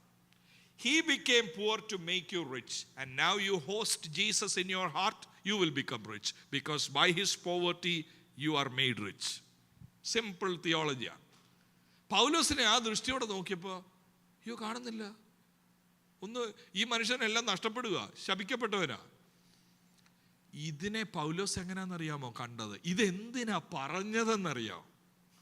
ഇത് പറഞ്ഞത് പൗലോസ് ഇവരുടെ അടുക്കെ യെരുശലേമിലെ ഭക്തന്മാർക്ക് വേണ്ടി സാമ്പത്തികം കളക്ട് ചെയ്യാൻ വേണ്ടി പോയി. പൗലോസ് കൊരിന്ത് ആൾക്കാരോട് ചോദിച്ചു, നിങ്ങളെല്ലാവരോടും ഒന്ന് സപ്പോർട്ട് ചെക്കൊക്കെ എഴുതണം, സപ്പോർട്ട് ചെയ്യണം. അവരെല്ലാം പറഞ്ഞ് എഴുതിക്കോ 100. വേറൊരാൾ പറഞ്ഞ് 500. വേറൊരാൾ പറഞ്ഞ് 1000. അപ്പോൾ ഒരു വലിയ കളക്ഷൻ നടന്നു. പൗലോസ് പോയിടത്തെല്ലാം ചെന്ന് പറഞ്ഞു. ആരെക്കുറിച്ച്? കൊരിന്ത് ആൾക്കാരെ കുറിച്ച്. ഞാനൊരു കളക്ഷൻ്റെ കാര്യം അവരോട് പറഞ്ഞേ ഉള്ളൂ. പെട്ടെന്ന് 10,000 പിരിഞ്ഞു. പൗലോസ് ഇതെല്ലാം സാക്ഷ്യമായിട്ട് പറഞ്ഞുകൊണ്ട് നടക്കുക എല്ലായിടവും. Corinth is such a generous church. They have given. പൈസ തന്നിട്ടില്ല, എന്തോ ചെയ്തിട്ടുള്ളൂ. പ്ലെഡ്ജ് ചെയ്തു. തരാം, 100 തരാം, 1000 തരാം, 500 തരാം. അവസാനം കളക്ട് ചെയ്യാൻ അങ്ങോട്ട് ചെന്നു. കളക്ട് ചെയ്യാൻ ചെന്നപ്പോൾ 100 എഴുതിയാൻ പറയാ, പാസ്റ്റർ ഒന്നും തോന്നല്ലേ, ഞാൻ മാറ്റി വെച്ചതാ, പക്ഷെ ഇന്നലെ ഒരു ഗസ്റ്റ് പാസ്റ്റർ വന്നായിരുന്നു, പോയി. അടുത്ത ആൾ പറയാ, പാസ്റ്ററെ ഒന്നും തോന്നരുതേ, ബീഹാറിലെ ആ വർക്ക് ഓർമ്മയുണ്ടല്ലോ, അങ്ങോട്ട് ഇച്ചിരി അയച്ചു കൊടുക്കേണ്ട വന്നു, അവിടുത്തെ പാസ്റ്റർക്ക് ഒരു ആക്സിഡന്റ്. പൗലോസ് പറയുക, 10,000 തരാമെന്ന് പറഞ്ഞിടത്ത് ഇപ്പം എന്തോ ഉണ്ട്? എല്ലാവർക്കും ഓരോ കാരണങ്ങളുണ്ട്, ആർക്കും പൈസ തരാൻ വയ്യ. തനിക്കല്ല കേട്ടോ, യെരുശലേമിലെ ഭക്തന്മാർക്ക്. അപ്പം പൗലോസ് അവരെ ചലഞ്ച് ചെയ്യുക, കൊടുക്കേണ്ടത് ഒത്തിരി ഉള്ളപ്പോഴല്ല, മക്കദോനിയക്കാർക്ക് കൊടുക്കാൻ ലഭിച്ച ദൈവകൃപ നിങ്ങൾ ഓർക്കണം. അതാണ് 8:1 തുടങ്ങുന്നത്. അവരെപ്പോഴാ കൊടുത്തത്? സമൃദ്ധിയിലല്ല, അവരുടെ ദാരിദ്ര്യത്തിൽ അവർ കൊടുത്തു. എന്നിട്ട് ഉദാഹരണം കൊടുക്കാൻ വേണ്ടിയുള്ള ഉദാഹരണമാ, യേശു കൊടുത്തതുപോലെ നിങ്ങൾ കൊടുക്കണമെന്ന്. അവൻ ദരിദ്രനായി എന്നെ ക്രിസ്തുവിൽ സമ്പന്നരാക്കാൻ ഇതുപോലെ സാമ്പത്തികമായി ദാരിദ്ര്യത്തിൽ കൊടുത്തുകൊണ്ട് യെരുശലേമിലെ ആൾക്കാരെ ആശ്വസിപ്പിക്കാൻ പറയുന്ന വാക്യമാണിത്. എന്തോ അല്ലേ, എന്തൊരു ട്വിസ്റ്റാ അല്ലേ? ഇതിനെ കാണുന്നത് എനിക്ക് പണമാകാൻ വേണ്ടി യേശു മരിച്ചു.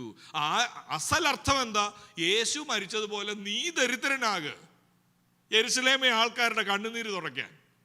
അതാണോ പാസ്റ്റർ അതിൻ്റെ അർത്ഥം? 6-ാം അധ്യായം നോക്കിക്കേ, 2 കൊരിന്ത്യർ 6-ാമത്തെ അധ്യായം. 2 കൊരിന്ത്യർ 6-ന്റെ 10-ാമത്തെ വാക്യം കൂടെ ഒന്ന് നോക്കാം. ദുഃഖിതരെങ്കിലും എപ്പോഴും സന്തോഷിക്കുന്നവർ. അടുത്ത എന്തുവാ? ദരിദ്രരെങ്കിലും പലരെയും സമ്പന്നർ ആക്കുന്നവർ. ആരെ പോലെ? ക്രിസ്തുവിനെ പോലെ. പൗലോസിന്റെ സാക്ഷ്യം എന്താ? അയ്യോ അവൻ ദുഃഖിച്ചു, ഞാൻ ചിരിക്കാൻ അല്ല, ഞാനും ദുഃഖിക്കാൻ പോവാ. അനേകരുടെ ഉള്ളിൽ നിത്യജീവന്റെ സന്തോഷം വരാൻ ഞാനും ദുഃഖിക്കാൻ പോവാ. അയ്യോ അവൻ ദരിദ്രനായി എന്നെ സമ്പന്നനാക്കാൻ. ഇല്ല, അവൻ ദരിദ്രനായി ഞാനും ദരിദ്രനാകാൻ പോവാ, അനേകരെ സമ്പന്നനാക്കാൻ. ഇങ്ങനെ ക്രിസ്തുവിൻ്റെ തേജസ് നമ്മളിൽ വരത്തുള്ളൂ. ക്രിസ്തുവിൻ്റെ തേജസ് നമ്മളിൽ വരണമെങ്കിൽ ക്രിസ്തുവിൻ്റെ മനോഭാവം നമ്മളിൽ വരണം. ഞാൻ പറയുന്നത് മനസ്സിലാവുന്നുണ്ടോ ദൈവമക്കളെ? ഇതാണ് പെന്തിക്കോസ്തിൽ 3-ാം തലമുറയിൽ വന്ന എൻ്റെ 22 വയസ്സ് വരെ മറഞ്ഞിരുന്ന സത്യ സുവിശേഷത്തിൻ്റെ പ്രകാശനം. ഞാൻ ഓർത്തത് യേശു കഷ്ടം അനുഭവിച്ചു, ഞാൻ സന്തോഷമാകട്ടെ, യേശു ദരിദ്രനായി, ഞാൻ പണമാകട്ടെ. അയ്യോ, ഇപ്പം എനിക്ക് മനസ്സിലായത് യേശു ദരിദ്രനും കഷ്ടം അനുഭവിച്ചത് ഒരു മാതൃക വെച്ചേച്ച് പോവായിരുന്നു. ആർക്ക്? നമുക്ക്. നമ്മളും അതല്ലേ 1 പത്രോസ് 2:20-21 ക്രിസ്തു ഒരു നല്ല മാതൃക വെച്ചിട്ട് പോകുന്നു, നിങ്ങളും അതേ വഴിയിൽ നടക്കാൻ. കൊരിന്ത ആൾക്കാർ പറയാ, നോ അതെങ്ങനെ, ഞങ്ങൾ സുവിശേഷം വിശ്വസിച്ച് ആത്മനിർഭരമായിട്ട് ഇപ്പം ജയിക്കാനിരിക്കുമല്ലേ. പൗലോസ് പറഞ്ഞത് ജയിക്കുന്ന മാർഗമല്ല, ഇത് തോക്കുന്ന മാർഗമാണ്. യേശു തോറ്റതായി കണ്ടതുപോലെ നമ്മളും തോറ്റ് കിടക്കുന്നതായി തോന്നും. പക്ഷെ അവിടെ നമ്മളിൽ വെളിപ്പെടുന്നത് നമ്മുടെ പരിജ്ഞാനമല്ല, നമ്മളിൽ വരുന്നത് ക്രിസ്തുവിൻ്റെ പരിജ്ഞാനം. പ്രിയ ദൈവമക്കളെ, നമ്മളിൽ ആ ക്രിസ്തുവിൻ്റെ പരിജ്ഞാനം വെളിപ്പെടുന്നുണ്ടോ? ആരെങ്കിലും നമ്മളോട് നിന്ന് ചോദിച്ചിട്ടുണ്ടോ, you are like Christ, your sacrifices, your life style, I can see Christ in you. Not in you for going to heaven, in you to make others rich, to make others come to the knowledge of Christ. അതിനുവേണ്ടി ജീവിതം വിശ്വസിക്കുക മാത്രമല്ല, സുവിശേഷത്തിന് പ്രകാശനം ലഭിച്ചിട്ടില്ല എങ്കിൽ നമ്മൾ വിശ്വസിച്ചു എന്ന് പറയാം. പക്ഷെ ആ വിശ്വാസം, പൗലോസിൻ്റെ ദൃഷ്ടിയിൽ ആ വിശ്വാസം നിങ്ങൾ വിശ്വാസത്തിൽ തന്നെയാണോ എന്ന് ശോധന ചെയ്യണം. ഇതാ യാക്കോബ് പറഞ്ഞത്, പ്രവൃത്തിയില്ലാത്ത വിശ്വാസം. പക്ഷെ നമ്മൾ ആ വാക്യം എപ്പോഴാണ് വായിക്കുന്നത്? സ്നാനത്തിന് തൊട്ട് മുമ്പ്. പ്രവൃത്തിയില്ല വിശ്വാസം നിർജീവമാണ്. പക്ഷേ യാക്കോബ് പറഞ്ഞത് എപ്പോഴാണെന്നറിയാമോ? അത് നമുക്ക് പഠിക്കണമെങ്കിൽ ഉച്ച കഴിഞ്ഞ് വരണം. എല്ലാം കൂടെ ഒറ്റയടിക്ക് പറഞ്ഞാലൊക്കത്തില്ല. പ്രവൃത്തിയില്ലാത്ത വിശ്വാസം എന്ന് പറയുന്നത് ഏത് പ്രവൃത്തിയാ? സ്നാനത്തിൻ്റെ പ്രവൃത്തിയാണോ? No way. അവിടെ അതിനെക്കുറിച്ച് അല്ല പറയുന്നത്. അവിടെ വേറൊരു വലിയ കാര്യമായി യാക്കോബ് പറയുന്നു. നമുക്ക് ഈ വചനത്താൽ കഴുകപ്പെട്ടവരായി നമുക്കൊരു നിമിഷം ദൈവകരങ്ങളിലൊന്ന് ഏൽപ്പിച്ചു കൊടുത്ത് പ്രാർത്ഥിക്കാമോ? ആ ആദിയിൽ അടിച്ച വെളിച്ചം പോലെ സുവിശേഷം ഒരു വെളിച്ചമാണ്. ആ വെളിച്ചം നമ്മുടെ അന്ധകാരങ്ങളെ മാറ്റണം. എന്ത് അന്ധകാരമാ? എൻ്റെ സ്വാർത്ഥതയെ മാറ്റണം. എനിക്ക് ധനവാനാകണം, എനിക്ക് വലിയവനാകണം, എനിക്ക് ബലവാനാകണം. ഇന്ന് ലോകം മുഴുവൻ വേറൊരു സുവിശേഷത്തിലേക്ക്, ആ സുവിശേഷത്തിൽ യേശു ഉണ്ട്, പക്ഷെ യേശുവിൻ്റെ സ്വഭാവം ഇല്ല. ആ സുവിശേഷത്തിൽ ആത്മാവും പ്രവചനവും ഉണ്ട്, തിരുത്തലില്ല, പാപബോധവും ഇല്ല. ആ സുവിശേഷത്തിൽ മറ്റൊരു യേശുവാണെന്നാണ് പൗലോസ് പറയുന്നത്. യഥാർത്ഥ യേശു നമ്മളെ വിളിക്കുന്നത് be like me, be imitators of me, have the same attitude that I have. പ്രിയ ദൈവമക്കളെ, ഇന്നത്തെ ദിവസം പൗലോസിന്റെ ജീവിതം ഒരു സ്കാൻഡൽ ആയപ്പോൾ പൗലോസ് പറയുക, no, open your eyes and see, I am like Christ. Don't you see the character and attitude of Christ reflected on me and on my face? ആ ക്രിസ്തുവിന്റെ പരിജ്ഞാനം മൂടുപടം മാറിയ മുഖത്തെന്ന പോലെ ഞാൻ വെളിപ്പെടുത്തിക്കൊണ്ടിരിക്കുമ്പോൾ നിങ്ങൾക്ക് തോന്നിയത് പരാജയമാണെന്നാണോ? അയ്യോ, നിങ്ങൾ വേറെ ഏതോ സുവിശേഷത്തിലാണ് വിശ്വസിച്ച് എന്ന് പറഞ്ഞ അപ്പോസ്തലന്റെ തീഷ്ണത പോലെ നമുക്ക് ദൈവകരങ്ങളിൽ ഏൽപ്പിച്ചു കൊടുക്കാം. ഈ വചനത്താൽ ഒരു രൂപാന്തരം വന്നവരായി, ക്രിസ്തുവിൻ്റെ ഭാവത്തിൽ വളർന്ന്, ക്രിസ്തുവിൻ്റെ കഷ്ടാനുഭവങ്ങളോടുള്ള കൂട്ടായ്മ പ്രാപിച്ച്, യേശുവിനെ കണ്ണാടിയിൽ എന്ന പോലെ പ്രതിഫലിപ്പിച്ചുകൊണ്ട് ജീവിപ്പാനായി കർത്താവ് നമ്മളെ ഏവരെയും സഹായിക്കട്ടെ. ഈ സമർപ്പണ ഗാനം നമുക്ക് ചേർന്ന് പാടാം. സമർപ്പണത്തോടെ ദൈവകരങ്ങളിൽ ഏൽപ്പിച്ചു കൊടുക്കാം.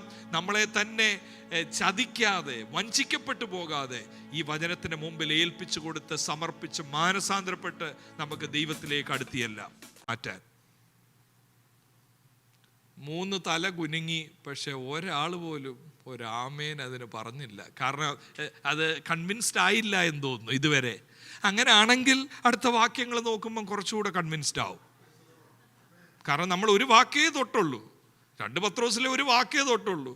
അൺലേൺഡ് ബൈബിളിൻ്റെ ദുരുപയോഗത്തിലൂടെ മാറ്റും ശ്രദ്ധ. അങ്ങനെയാണെങ്കിൽ നിങ്ങൾ എഫേസ്യ ലേഖനം 4:14 ഈ ലോകത്തിൻ്റെ പ്രഭുവിൻ്റെ കയ്യിലെ ആയുധങ്ങൾ ആരാ?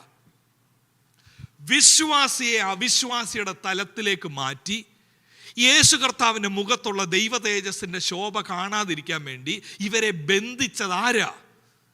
അറിവില്ലാത്തവർ, അസ്ഥിരർ. അടുത്തതേണ്ട എഫേസ്യ ലേഖനം 4:14, അങ്ങനെ നാം ഇനി മനുഷ്യരുടെ ചതിയാലും ഉപായത്താലും തെറ്റിച്ച് കളയുന്ന തന്ത്രങ്ങളിൽ. 3 വാക്കുകൾ അവിടെ ഉണ്ട്, ശ്രദ്ധിക്കപ്പെടേണ്ട 3 വാക്ക്. അതിലാദ്യത്തെ വാക്ക് ഏതാ? ചതി. രണ്ടാമത്തെ വാക്ക് ഏതാ? ഉപായം. മൂന്നാമത്തെ വാക്ക് തന്ത്രം. തന്ത്രം. ഈ 3 വാക്ക് നിങ്ങൾ ശ്രദ്ധിക്കണം. ആദ്യ വാക്കിൻ്റെ മൂലപദം ആ കുബിയ എന്നൊരു പദമാണ്. അതിനകത്തുനിന്ന് വരുന്നതാണ് ക്യൂബ്.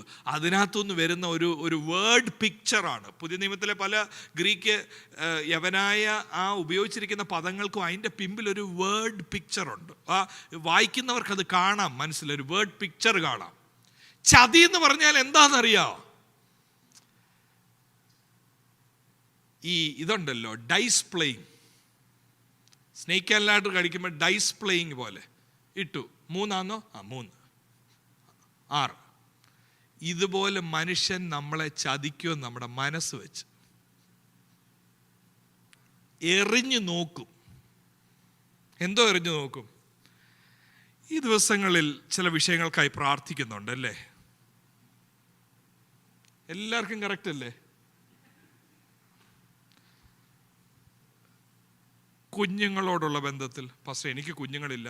എന്നാ അതാ. എന്തോ നോക്കുന്ന ഇവിടെ? ഞാൻ എറിഞ്ഞു നോക്കുക, എവിടെ വീഴും, എവിടെ വീഴും. ഇതിനെ പൊതുവെ വിളിക്കുന്നത് മെന്റലിസം എന്നാ.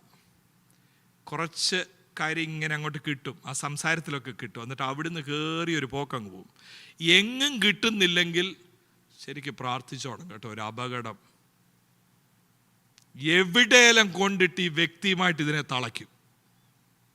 എന്നിട്ട് പറയും ഞാനും ഉപവസിക്കാം, നമുക്ക് ഒരുമിച്ച് പ്രാർത്ഥിക്കാം. ഒരു വ്യക്തിയിലേക്ക് അങ്ങ് അടുപ്പിക്കും ആ ആളെ.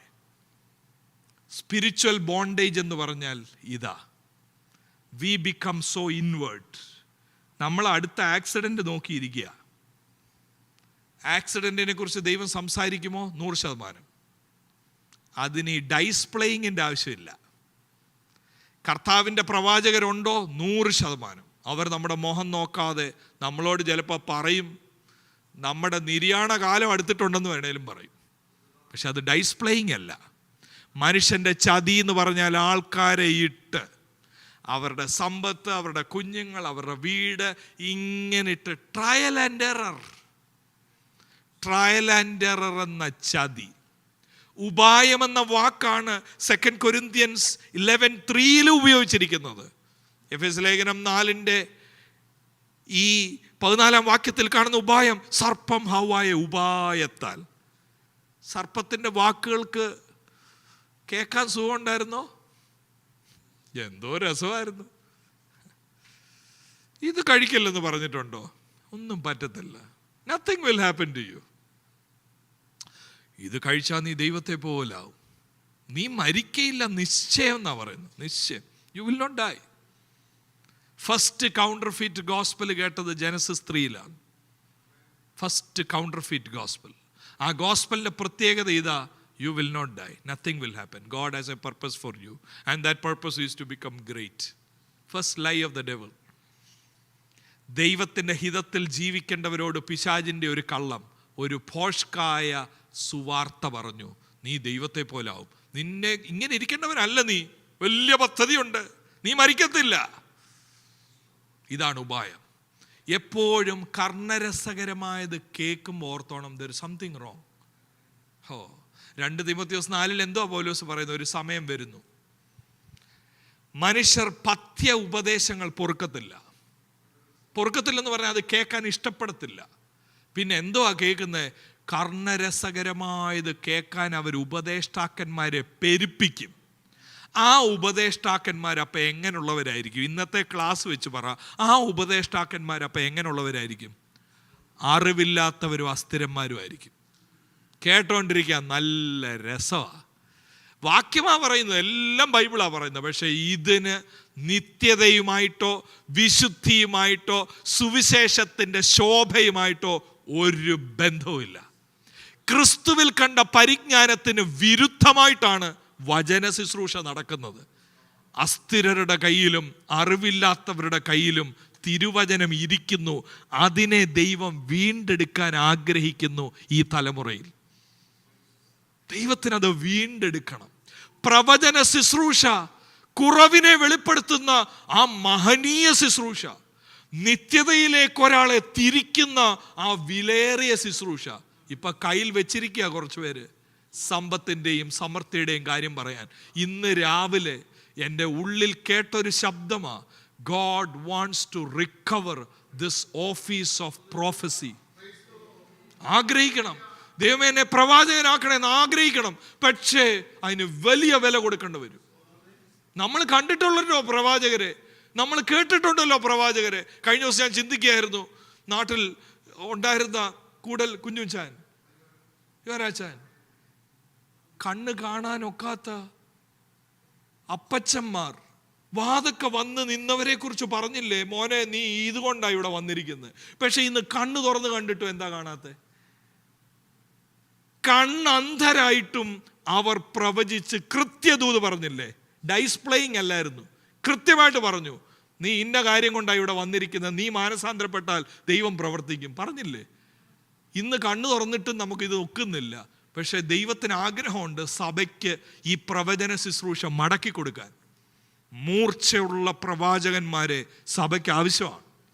നിങ്ങൾ ചോദിക്കുക അതെവിടാ? നിങ്ങളാണ് ആ വ്യക്തി. പ്രാർത്ഥിച്ചാൽ മതി, ആഗ്രഹിച്ചാൽ മതി. മറ്റൊന്നും ആഗ്രഹിക്കാതെ ഈ ശുശ്രൂഷ എനിക്ക് നൽകണമേ. എന്തിനെന്ന് ചോദിച്ചാൽ, ഈ ചതിവിൽ നിന്നും ഒരു കൂട്ടം ആൾക്കാരെ നിത്യതയിലേക്ക് ഒരുക്കാൻ, വിശുദ്ധിയിലേക്ക് ഒരുക്കാൻ ഈ മഹനീയ ശുശ്രൂഷ ദൈവമേ എന്നെ ഏൽപ്പിക്കുകയാണെങ്കിൽ ഞാൻ വിശുദ്ധനായി വിശ്വസ്തനായി ഇരിക്കാം എന്നൊന്ന് പറ. കർത്താവ് അന്വേഷിക്കുകയാണ് ഒരു പുരുഷനെ. ഞാൻ ആദ്യം പറഞ്ഞില്ലേ, ഈ മീറ്റിംഗ് ഞാൻ ഇതിന് വളരെ വില കൊടുക്കുന്നു. ഈ കുറച്ച് ആൾക്കാരായി നമ്മൾ ഇവിടെ ഇരിക്കുന്നതിന് ഞാൻ വളരെ വില കൊടുക്കുന്നു. കാരണം ഞാൻ വിശ്വസിക്കുന്നു ഇതിനകത്തൊരു ദൈവ നിയോഗമുണ്ട്. നമ്മൾ നോക്കിയപ്പോൾ ആള് നോ ഇതിനകത്ത് കേൾക്കേണ്ട എല്ലാവരും ഇതിനകത്ത് വന്നിട്ടുണ്ട്. പ്രവാചകർ ഇതിനകത്തിരിപ്പുണ്ട്. ഈ ചതിവിൽ നിന്ന് ദൈവസഭയെ തിരിക്കേണ്ടവർ, നീതിയുടെ ബോധത്തിലേക്ക് തിരിക്കേണ്ടവരെ ദൈവം ഇതിനകത്ത് ഇന്ന് കൊണ്ട് ഇരുത്തിയിട്ടുണ്ട്. നിങ്ങളാണ് ആ വ്യക്തി. കേട്ടില്ലെന്ന് പറയാനൊക്കത്തില്ല, കണ്ടില്ലെന്ന് പറയാനൊക്കത്തില്ല. സഭ വേറൊരു ദിശയിലേക്ക് പൊക്കോണ്ടിരിക്കുകയാണ്. അതിനകത്ത് നിന്നും ദൈവഭാഗത്തേക്ക് ഈ ലോകത്തിന്റെ പ്രഭു ശുശ്രൂഷകരെ ഉപയോഗിച്ചുകൊണ്ടിരിക്കുന്ന കാലത്ത് നിന്നും നീതിയിലേക്കും നിത്യതയിലേക്കും തിരിക്കാൻ കറതീർന്ന വചന ശുശ്രൂഷ അഭ്യസിച്ച് ദൈവകൃപയുള്ളവർ, യഥാർത്ഥമായി പ്രസംഗിക്കുന്നവരും, വചനത്തോടൊപ്പം കൃപാവരങ്ങളുടെ ജ്വലനവും ദൈവസഭയിലേക്ക് മടങ്ങി വരണം. ആൾക്കാരെ വിവേചിക്കുന്ന പ്രവചന ദൂതുകൾ കേട്ട് നമുക്ക് ശീലമില്ലെങ്കിലും ദൈവം അത് മടക്കി വരുത്താൻ പോകുന്നു ദൈവസഭയിൽ. നോക്കണേ, തീർന്നില്ല. ആ മൂന്നാമത്തെ പദമുണ്ട്. നമ്മൾ 2 പദമേ കണ്ടുള്ളൂ എഫേസ്യ ലേഖനം 4. ആദ്യത്തെ ചതി എന്ന് പറഞ്ഞാൽ പ്ലേയിങ് വിത്ത് യുവർ മൈൻഡ്. രണ്ടാമത് ഉപായം എന്ന് പറഞ്ഞാൽ saying what you like to hear. സർപ്പം ഹവ്വായോട് പറഞ്ഞ പോലെ. മൂന്നാമത്തെ ആ പദത്തിന്റെ ഗ്രാവിറ്റി, മൂന്നാമത്തെ തെറ്റിച്ച് കളയുന്ന തന്ത്രം എന്ന് പറയുന്ന ആ പദം പുതിയ നിയമത്തിൽ ആ വേർഡ് ഒരിടത്തൂടെ ഉള്ളൂ. അതെവിടാന്നറിയാമോ? അതേ എഫേസ്യ ലേഖനത്തിലാണ്, 6:11 വാക്യത്തിലാണ്. പിശാചിന്റെ തന്ത്രങ്ങളോട് എതിർത്ത് നിൽക്കേണ്ടതിന്. അപ്പോൾ ഒരു കാര്യം അവിടെ മനസ്സിലായല്ലോ. ആ 3 വാക്കുകൾ 2ആയിട്ട് തിരിക്കാം. ആദ്യത്തെ 2 ആരുടെ കയ്യിലിരിക്കുന്നതാ? ചതിയും ഉപായവും മനുഷ്യൻ്റെതാ. പക്ഷെ ഈ മൂന്നാമത്തേതിൻ്റെ പിമ്പിൽ ആരാണ്? ഈ തന്ത്രമെന്ന് പറഞ്ഞാൽ എന്താണ്? ഈ ലോകത്തിൻ്റെ പ്രഭു തന്ത്രങ്ങൾ ഉപയോഗിച്ച് ഈ ദൈവവചനത്തെ മാറ്റിക്കോട്ടി തന്ത്രങ്ങളിൽ കുടുക്കി. വാസ്തവത്തിൽ ആ വാക്കിൻ്റെ അർത്ഥം, മൂലപദത്തിൻ്റെ അർത്ഥം ഞാൻ പറയട്ടെ. മെതോഡിയ എന്നൊരു ഗ്രീക്ക് പദമാണ്. ഏത്? തന്ത്രങ്ങൾ, മെതോഡിയ. അതിനകത്തുനിന്ന് വരുന്ന ഇംഗ്ലീഷ് വേർഡാണ് മെത്തേഡ്. മെത്തേഡ് എന്ന് കേൾക്കുമ്പോഴേ അറിയാമല്ലോ, ക്രമമായി നമ്മൾ പ്ലാൻ ചെയ്യുന്ന ഒരു മെത്തേഡ്. ഈ ക്യാമ്പിന് ഒരു മെത്തേഡ് ഉണ്ടായിരുന്നു അല്ലേ? മെത്തേഡും പ്ലാനും പ്രകാരമായി ഇത് പോകുന്നത്. ഇതുപോലെ എഫേസ്യ ലേഖനം 4:13 ക്രിസ്തു എന്ന തലയോളം വളരണമെന്ന് പറഞ്ഞിട്ട് അടുത്ത വാക്യത്തിൽ പറയാ, നിങ്ങൾ ശ്രദ്ധിച്ചോണം. എന്തോ ശ്രദ്ധിക്കണം? മനുഷ്യന്റെ ചതി, മനുഷ്യന്റെ ഉപായം, തെറ്റിച്ച് കളയുന്ന പിശാചിന്റെ ഒരു മെത്തേഡ് ഉണ്ട് നമുക്ക് ചുറ്റിനും. നിങ്ങൾക്ക് വിശ്വസിക്കാമോ? നമ്മൾ ഒരുമിച്ച് പല സന്ദർഭങ്ങളിൽ സ്നാനപ്പെട്ട് കയറി, പക്ഷെ ആ ദിവസം മുതൽ പിശാചിനൊരു മെത്തേഡ് ഉണ്ട് എന്നെ മാറ്റാൻ. ആ മെത്തേഡ് വചനത്തിന്റെ ദുർവ്യാഖ്യാനമായിരിക്കാം, കള്ളപ്രവാചകരായിരിക്കാം, ഭോഷ്ക് ദർശിക്കുന്നതായിരിക്കാം. ഇതെല്ലാം ഉപയോഗിച്ച് കാലക്രമേണ പിശാച് ആ മെത്തേഡിലൂടെ നമ്മളെ മാറ്റും. റിസൾട്ട് എന്ന് പറയുന്നത്, ഞാൻ യേശുവിനെ പോലെ അല്ല, യേശുവിൻ്റെ ഹിതമല്ല, ഞാൻ എനിക്ക് വേണ്ടി ജീവിച്ചു, കുറേ പൈസ ഉണ്ടാക്കിയെന്നുള്ളത് ശരിയാ, പ്രാർത്ഥിക്കാൻ സമയമില്ല, ദൈവത്തിന് വേണ്ടി പ്രയോജനപ്പെടാൻ ഒക്കുന്നില്ല, ഇങ്ങനൊരവസ്ഥയിൽ നമ്മളെ കൊണ്ടിടും. അതിനകത്തു നിന്നും ഞാൻ വിശ്വസിക്കുക, ഈ ICPF 2025 ക്യാമ്പ് പിള്ളേർക്ക് വേണ്ടിയാണേലും ഇത് നമുക്ക് വേണ്ടിയൂടെയാണ്.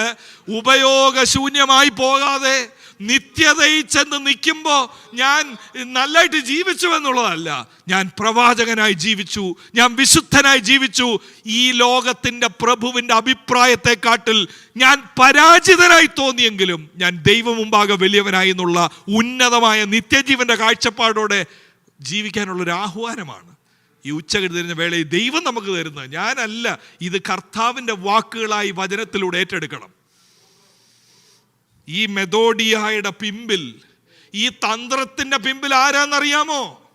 ഈ ലോകത്തിന്റെ പ്രഭു എന്ന് പറയുന്നത് കുറച്ച് കാണരുതേ. Devil is defeated on the cross but he is not dead. അത് പല വിശ്വാസികൾക്കും അറിയത്തില്ല. ഒന്നിയിൽ ഇതിനെ ഗ്ലോറിഫൈ ചെയ്യും, അല്ലെ ഇതിനെ ഇല്ലാതാക്കും. ഒന്നി എല്ലായിടവും ഡെവിൾ കാണും. ഇപ്പം മൈക്ക് പോയാൽ പിശാച്, എല്ലാത്തിനും പിശാച്. ഈ ബാറ്ററി മാറ്റിയിട്ടാൽ ചിലപ്പോൾ എല്ലാം പിശാച്, എല്ലായിടവും പിശാച്.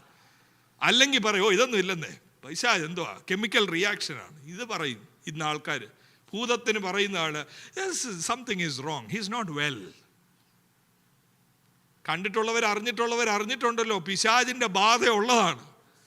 അഭിഷക്തന്മാർ പ്രാർത്ഥിക്കുമ്പോൾ ഇങ്ങനെ വരിഞ്ഞു കെട്ടിയത് ഇറങ്ങുന്നത് പോലെ പിശാച് ഇറങ്ങി ഒരു വ്യക്തിയിൽ നിന്നും മാറിപ്പോകുന്നത് കണ്ടിട്ടില്ലേ? ഞാൻ കണ്ടിട്ടുണ്ട്.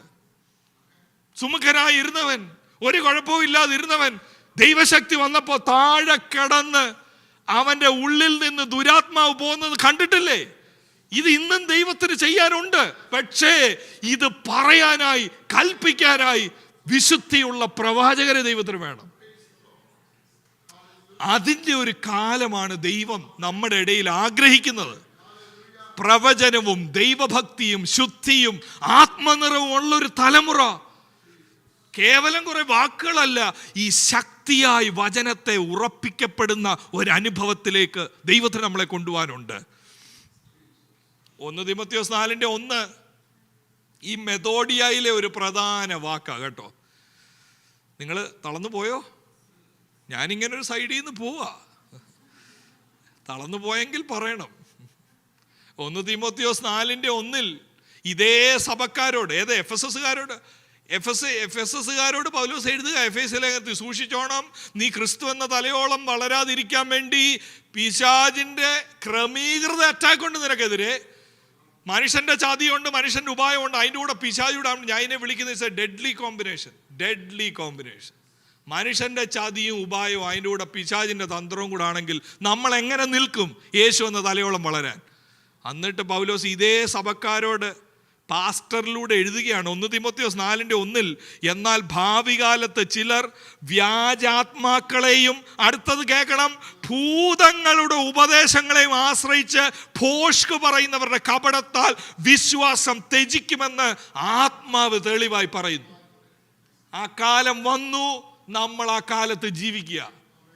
വിശ്വാസത്തെ ത്യജിച്ചോ എന്ന് ചോദിച്ചാൽ ഇല്ലില്ല, ഞാൻ വിശ്വാസിയാ. പക്ഷേ വിശ്വാസിയുടെ ഒരു ഗുണവും മണവും ഇല്ല. ലോക സമ്പത്തിനോടുള്ള ബന്ധത്തിൽ ഒരു വ്യത്യാസമില്ല. സ്ഥാനമാനങ്ങൾ അന്നത്തെ ഭക്തന്മാർ വിളിച്ചത്, സ്ഥാനത്തെക്കുറിച്ച് വിളിച്ചത് സാത്താനാ. കഴിഞ്ഞ ദിവസം ഒരു പാട്ട് നമ്മൾ പാടിയില്ലേ, യേശുവെ പോലെ ആകുവാൻ എന്നുള്ള പാട്ടിൻ്റെ വരികളാണ് ഞാൻ പറയുന്നത്. സാത്താൻ മാനങ്ങളെന്ന്. അങ്ങനെ ഒരു കാലം, സ്ഥാനത്തിൻ്റെ പുറകെ ഓടാൻ നിൽക്കുന്നവരെ ഇത് സാത്താൻ പിടിച്ചെന്ന് വിളിക്കുന്ന ഒരു കാലം. ആ കാലത്തു നിന്നും എവിടെ വന്നു എന്നുള്ളത് ചിന്തിക്കാമോ? ഇതൊരു നോർമൽ കാര്യമായി മാറി. ഞാൻ മത്സരിക്കുന്നുണ്ട് എന്ന് പറയുന്നത് ഏതോ വലിയ ഗമയായിട്ട് ചിന്തിക്കുന്ന ഒരു കാലമായി മാറി. ഒരു കാലത്ത് ആരും അത് പറയാൻ ധൈര്യപ്പെടത്തില്ല. ആരെങ്കിലും പറയുമോ? വിശുദ്ധന്മാരായിട്ടുള്ള നീതിമാന്മാരായിട്ട് ജീവിക്കുന്ന ഒരു സമൂഹത്തിൽ എഴുന്നേറ്റ് നിന്ന് ഞാൻ മത്സരിക്കുന്നുണ്ടെന്ന് പറഞ്ഞാൽ പിതാക്കന്മാര് ശാസിച്ചിരുത്തത്തില്ലേ ഈ മത്സരത്തിന്റെ ആത്മാവിനെ? ഇന്നിപ്പോ ആർക്കും ഒന്നും തോന്നുന്നില്ല. കാരണം എന്താണെന്നറിയോ? 2-ാം വാക്യത്തിൽ എഴുതിയിട്ടുണ്ട്, 1 തീമോഥെയോസ് 4:2 എഴുതിയിട്ടുണ്ട്, ആർക്കും ഒന്നും തോന്നാത്തതിൻ്റെ കാര്യം എന്താ? സമർത്ഥിയുടെ സാക്ഷ്യങ്ങൾ വിളമ്പുമ്പം ആർക്കും ഒന്നും തോന്നുന്നില്ല. എന്താ കാര്യം? 4:2 ഈ ഭൂതങ്ങളെയും വ്യാജാത്മാക്കളെ കുറിച്ച് പറഞ്ഞിട്ട് 4:2 പറയാ, അവർ സ്വന്തം മനസാക്ഷിയിൽ. എന്തോ ആ വാക്കിൻ്റെ അർത്ഥം? നിങ്ങൾ ആരെങ്കിലും ആ വാക്യം പഠിച്ചിട്ടുണ്ടോ, മനസ്സിലാക്കിയിട്ടുണ്ടോ? സ്വന്തം മനസാക്ഷിയിൽ ചൂട് വെച്ചവരായെന്ന് പറഞ്ഞാൽ അതിൻ്റെ അർത്ഥം എന്താ? ഇംഗ്ലീഷ് പരിഭാഷ അവിടെ ഉണ്ടെങ്കിൽ നിങ്ങൾക്ക് കുറച്ച് അതിൻ്റെ ഒരു മലയാള പരിഭാഷയിൽ അത് മനസ്സിലാക്കാൻ പാടാ. ഞാൻ ചിന്തിച്ചത് സ്വന്തം മനസാക്ഷിയിൽ ചൂട് വെച്ചവരായെന്ന് പറഞ്ഞാൽ ചൂടായെന്ന്. ചിലർ നമ്മളെ നമുക്ക് പറയത്തില്ലേ, പുള്ളി ചൂടിലാ കേട്ടോ, ചൂട് വെച്ചവരായി, എരിവുണ്ടായെന്ന. അതേ അല്ല വാക്യത്തിൻ്റെ അർത്ഥം. എൻഷ്യൻ്റ് ഒരു പ്രോസസ്സാണത്, കോസ്റ്ററൈസേഷൻ അല്ലേ? വൂണ്ടുള്ളപ്പം, ബ്ലീഡിങ് നടക്കുമ്പം ഹോട്ട് അയൺ കൊണ്ടുവന്ന് വെക്കും. ഭയങ്കരമാ, ബ്ലീഡിങ് നിൽക്കും അല്ലെ വൂണ്ടിനെ. പക്ഷെ ഒരു കാര്യമുണ്ട്, അടുത്ത നിമിഷം ഇത് മൊത്തം നമ്മായി പോവും. അവിടെ ഫീലിംഗ് ഇല്ല, ചത്തുപോയി, അവിടുത്തെ സ്കിന്നെല്ലാം ചത്തുപോയി. 1-ാം നൂറ്റാണ്ടിലെ ഒരു സ്ഥിരമായ പ്രോസസ്സായിരുന്നു അത്, പ്രൊസീജിയറായിരുന്നു കോസ്റ്ററൈസേഷൻ. പൗലോസ് പറയാ, ചിലരുടെ മനസാക്ഷിക്ക് എന്തോ പറ്റി? ഈ കാലയിലെ മുറിവിൽ ചൂട് വെച്ച് അവിടത്തെ തൊലി ചത്തുപോയതുപോലെ ഒന്നും തോന്നത്തില്ല. എന്തേലും തോന്നുന്നുണ്ടോ ഇന്ന് രാവിലെ മുതൽ കേട്ടിട്ട്? തോന്നുന്നുണ്ടെങ്കിൽ ചത്തിട്ടില്ല, അത്രയും മാത്രം ഞാൻ പറയാം. പക്ഷെ ചിലർക്ക് ഇനി എന്തോ പറഞ്ഞാലും, ചിലരെന്തോ പറഞ്ഞാലും ചിന്തിക്കാൻ പോകുന്നത്, പാസ്റ്റർ ടയേർഡായി അല്ലേ, അത് വിട്ടേരെ, ഞാൻ ടയേർഡായത് വിട്ടേരെ, അല്ലെ എന്നാലും കുറച്ചുകൂടെ ആള് വേണം, ഇതെല്ലാം നിങ്ങൾ വിട്ടേര്. അയ്യോ എന്നാലും ഈ പാസ്റ്ററെ ഫ്രണ്ടിലൊക്കെ ഈ എംറ്റി ചെയേഴ്സിനോട് പ്രസംഗിക്കുന്ന ഒരു പ്രശ്നമല്ല എനിക്ക്. മനസാക്ഷിയിൽ ചൂട് വെച്ചതെന്ന് പറഞ്ഞാൽ ഈ വചനം ഒഴിച്ചെല്ലാം മനസ്സിലാവും. വചനത്തിൻ്റെ ഒരു ക്രിയയും ചെല്ലത്തില്ല, നമ്മായിപ്പോയി. ആരെങ്കിലും പിടിച്ച് കുലുക്കിയാലും ചോദിക്കൂ, എന്നെ തന്നെയാണോ കുലുക്കുക, അപ്പുറത്തെ അവനായിരുന്നു ഇത് പറ്റിയതെന്ന് പറയും. കണ്ടിട്ടുണ്ടോ അങ്ങനെയുള്ളവരെ? പ്രസംഗം തുടങ്ങുമ്പോൾ, ടോപ്പിക്ക് തുടങ്ങുമ്പോൾ ഇങ്ങനെ കണ്ണിട്ടൊന്ന് ഓടിക്കും. കേൾക്കേണ്ടവരൊക്കെ വന്നിട്ടുണ്ടോ എന്നുള്ളതാണ്. ഇതൊന്നും എന്നോടല്ല. അതിൻ്റെ അർത്ഥം ചത്തു, മനസാക്ഷി ചത്തു. റോമാലേഖനം 1 എന്തവസ്ഥയായിരുന്നു നമ്മുടേത്? മനസാക്ഷി തഴമ്പിച്ച അവസ്ഥ. അതിൽ നിന്നും വീണ്ടും ജനനം തന്നു. പക്ഷേ വീണ്ടും ജനനം കേട്ടവർ പത്യോപദേശത്തിൽ വളർന്നില്ല എങ്കിൽ ഈ മനസാക്ഷിയിൽ ഓരോ പ്രസംഗത്തിലും എന്തോ വെച്ചോണ്ടിരിക്കുക? വാസ്തവത്തിൽ ഓരോ പ്രസംഗത്തിലും എന്തുവാ വെക്കേണ്ടത്? ഇതാ കത്തേണ്ടതാ. കത്തി ദൈവത്തിന് ചേരാത്തത് അലിഞ്ഞു പോകേണ്ടതാ, എല്ലാ ഫാറ്റുകളും പോകേണ്ടതാ. അസ്ഥിരന്മാരുടെയും അറിവില്ലാത്തവരുടെയും കയ്യിൽ ഈ വചനം കിട്ടിയാൽ മനസാക്ഷിയെ കൊന്ന് ഒരു കുഴപ്പമില്ലാത്തവനാക്കി വെക്കും. നമുക്ക് പിന്നെ കണ്ണുനീര് വരാൻ ആഗ്രഹിച്ചാൽ പോലും കണ്ണുനീര് വരത്തില്ല. അങ്ങനെ ഒരു സ്ഥിതി ഉണ്ടാവും. അതാണ് ഏറ്റവും ഭയാനകമായ സ്ഥിതി. നമുക്കറിയാം, God is speaking, but I don't feel anything. That's a very dangerous thing. Maybe അങ്ങനെ ആരെങ്കിലും ഉണ്ടെങ്കിൽ we should turn back and ask the Lord, Lord. അത് പൗലോസ് അതാ ഗലാത്യലേഖനം 4:18-19 പറയുന്നത്, ക്രിസ്തു നിങ്ങളിൽ ഉരുവാകുവോളം പിന്നെയും പ്രസവ വേദന എടുക്കുന്നെന്ന് പറഞ്ഞാൽ ഒരു ജനനം കൂടി ഇനി നടന്നാലേ ഒക്കത്തുള്ളൂ. കുഞ്ഞുണ്ടായെന്ന് ചിന്തിച്ചു, പക്ഷേ ഇപ്പോൾ ഒന്നും കാണുന്നില്ല, ഒന്നുമില്ല. ക്രിസ്തു സ്വഭാവവും ഇല്ല, ഭാവവും ഇല്ല. ദൈവത്തിൻ്റെ ഹിതങ്ങളെക്കാട്ടിൽ എൻ്റെ സ്വയമായ ഹിതങ്ങൾ ഏതോ ഭോഷ്ക്ക് ദർശിച്ച് ഞാൻ എന്തൊക്കെയോ വിശ്വസിച്ചു. പക്ഷേ ഇതിൻ്റെ റിസൾട്ട് എന്തുവാന്ന് ചോദിച്ചാൽ കർത്താവിനെ എനിക്ക് വെളിപ്പെടുത്താൻ സാധിക്കുന്നില്ല. ആ അവസ്ഥയെന്ന് പറഞ്ഞാൽ ആ അവസ്ഥയിലേക്ക് നയിക്കുന്നവരെ പറയുക ചതിവാണത്. വാസ്തവത്തിലും ചിന്തിച്ചു നോക്കിയേ നിങ്ങൾ.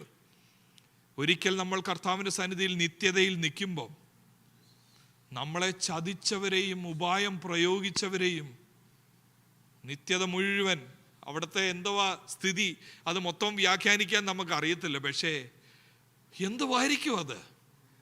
നമ്മളെ ഒരാൾ ചതിച്ചു, നമ്മളോടുള്ള ദൈവഹിതമല്ല വിളിച്ചു പറഞ്ഞത്, പക്ഷെ ദൈവം പറയുന്നു എന്ന് പറഞ്ഞത്. പറയുമോ? അങ്ങനെയുള്ള പറയുമോ? പഴയ നിയമത്തിൽ മുഴുവൻ കള്ളപ്രവാചകന്മാരും അതല്ലേ പറഞ്ഞത്.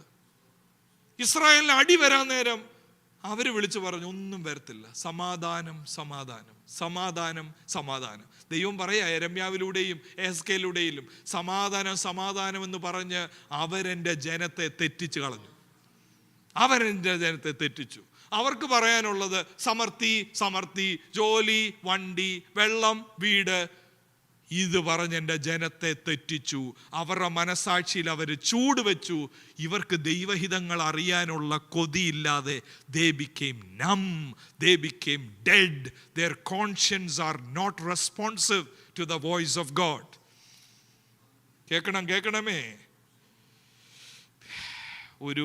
ഒരു വാക്യഭാഗം കൂടെ വായിച്ചിട്ട് നമുക്ക് പ്രാർത്ഥിക്കാം.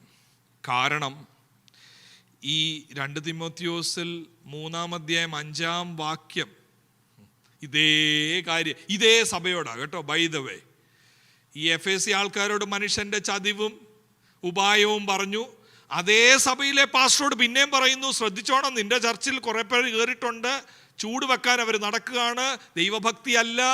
അവര് ഇതേ ചർച്ചിനോട് പിന്നെയും പറയുന്നു. എന്തോ പറയുന്നു? 2 തിമോത്തിയോസ് 3:5 ദൈവപ്രിയമല്ലാതെ ഭോഗപ്രിയരായി ഭക്തിയുടെ വേഷം ധരിച്ചെന്ന് പറഞ്ഞാൽ ബൈബിൾ ഇരിപ്പുണ്ട്, പ്രവചനമുണ്ട്, എല്ലാം ഉണ്ട്. പക്ഷെ ബൈബിളിലൂടെ വെളിപ്പാടല്ല പറയുന്നത്, പ്രവചനത്തിലൂടെ കറക്റ്റീവ് അല്ല പറയുന്നത്. എല്ലാം മനുഷ്യന് വിളങ്ങേണ്ടതിനൊരു പരിപാടി. ഭോഗപ്രിയരായി ഭക്തിയുടെ വേഷം ധരിച്ച് അതിൻ്റെ ശക്തിയെ, ഏതിൻ്റെ ശക്തിയെ? ഭക്തിയുടെ വേഷം ധരിച്ച് അതിൻ്റെ ശക്തി എന്ന് പറഞ്ഞാൽ ഏതിൻ്റെ ശക്തി? 3:1 മുതൽ എഴുതിയിട്ടുണ്ട്. ശക്തി ഒരാളിൽ വെളിപ്പെട്ടാൽ അതിൻ്റെ ലക്ഷണം എന്താന്ന്? അന്ത്യകാലത്ത് ദുർഘട സമയങ്ങൾ ഉണ്ടാകും. മനുഷ്യർ സ്വസ്നേഹികളാകും, മനുഷ്യർ ദ്രവ്യാഗ്രഹികളാകും, വമ്പ് പറയുന്നവരാകും, ഭോഷ്കിൽ പ്രിയപ്പെടും, വാത്സല്യമില്ലാത്തവരാകും. ഇങ്ങനെ പറഞ്ഞ ലിസ്റ്റ് തരുക. ഭക്തിയുടെ വേഷം ഉണ്ടായിട്ടും ദ്രവ്യൻ, ഭോഗപ്രിയനും വാത്സല്യമില്ലാത്തവനും ദ്രവ്യാഗ്രഹിയുമാണെങ്കിൽ അതിനെ വിളിക്കുന്ന ശക്തിയില്ല നിനക്ക്. എന്തിന് ശക്തി? ഇതിനോട് എതിർക്കാനുള്ള ശക്തി.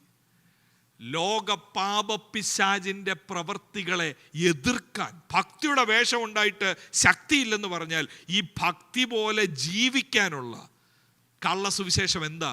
കള്ളസുവിശേഷം പറയും യേശു ഉണ്ട് കേട്ടോ, നീതീകരിച്ച് സ്വർഗത്തിൽ പോമേ.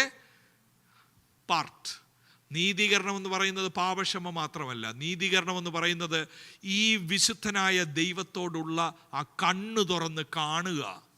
ഞാൻ ശുദ്ധീകരിക്കപ്പെടുമ്പോൾ, ഞാൻ നീതീകരിക്കപ്പെടുമ്പോൾ ദൈവ കുടുംബത്തിലാക്കപ്പെടുകയും ദൈവ കുടുംബത്തിൽ യേശുവിൻ്റെ മാതൃകയാകുകയും ചെയ്യുന്ന ആ ഒരു രക്ഷയുടെ അവസ്ഥ എല്ലാവർക്കും വേണം. എൻ്റെ പാപമൊന്ന് ക്ഷമിക്കാമോ, എനിക്ക് സ്വർഗത്തിൽ പോകാമോ? അവിടം കൊണ്ട് നിൽക്കുന്നതല്ല ഈ തേജസ്സുള്ള സുവിശേഷത്തിൻ്റെ ശോഭ. ഈ തേജസ്സുള്ള സുവിശേഷത്തിൻ്റെ ശോഭ ഈ ക്രിസ്തുവിൻ്റെ മുഖത്തെ പരിജ്ഞാനം എന്നിൽ കൊണ്ടിരുന്നതാണ്. എൻ്റെ പാപം ക്ഷമിക്കപ്പെട്ട് ഞാൻ ദൈവവുമായിട്ട് റെക്കൺസൈൽഡ് ആകുമ്പോൾ I am beholding him, I am looking at his beauty, I want to be like him. പൗലോസ് പറയുക, ക്രിസ്തു എൻ്റെ മാതൃകാ പുരുഷനായി. ഒന്നുമല്ല, 2 തിമോത്തിയോസ് 5:16-17 കൂടെ ഒന്ന് ശ്രദ്ധിച്ചേ. 2 തിമോത്തിയോസ് 5:15-16 വാക്യങ്ങൾ. 2 കൊരിന്ത്യർ ലേഖനം ഇങ്ങനെയല്ലേ പറയുന്നത്? 2 കൊരിന്ത്യർ ലേഖനത്തിൽ, ആകയാൽ ഞാൻ ഇന്നു മുതൽ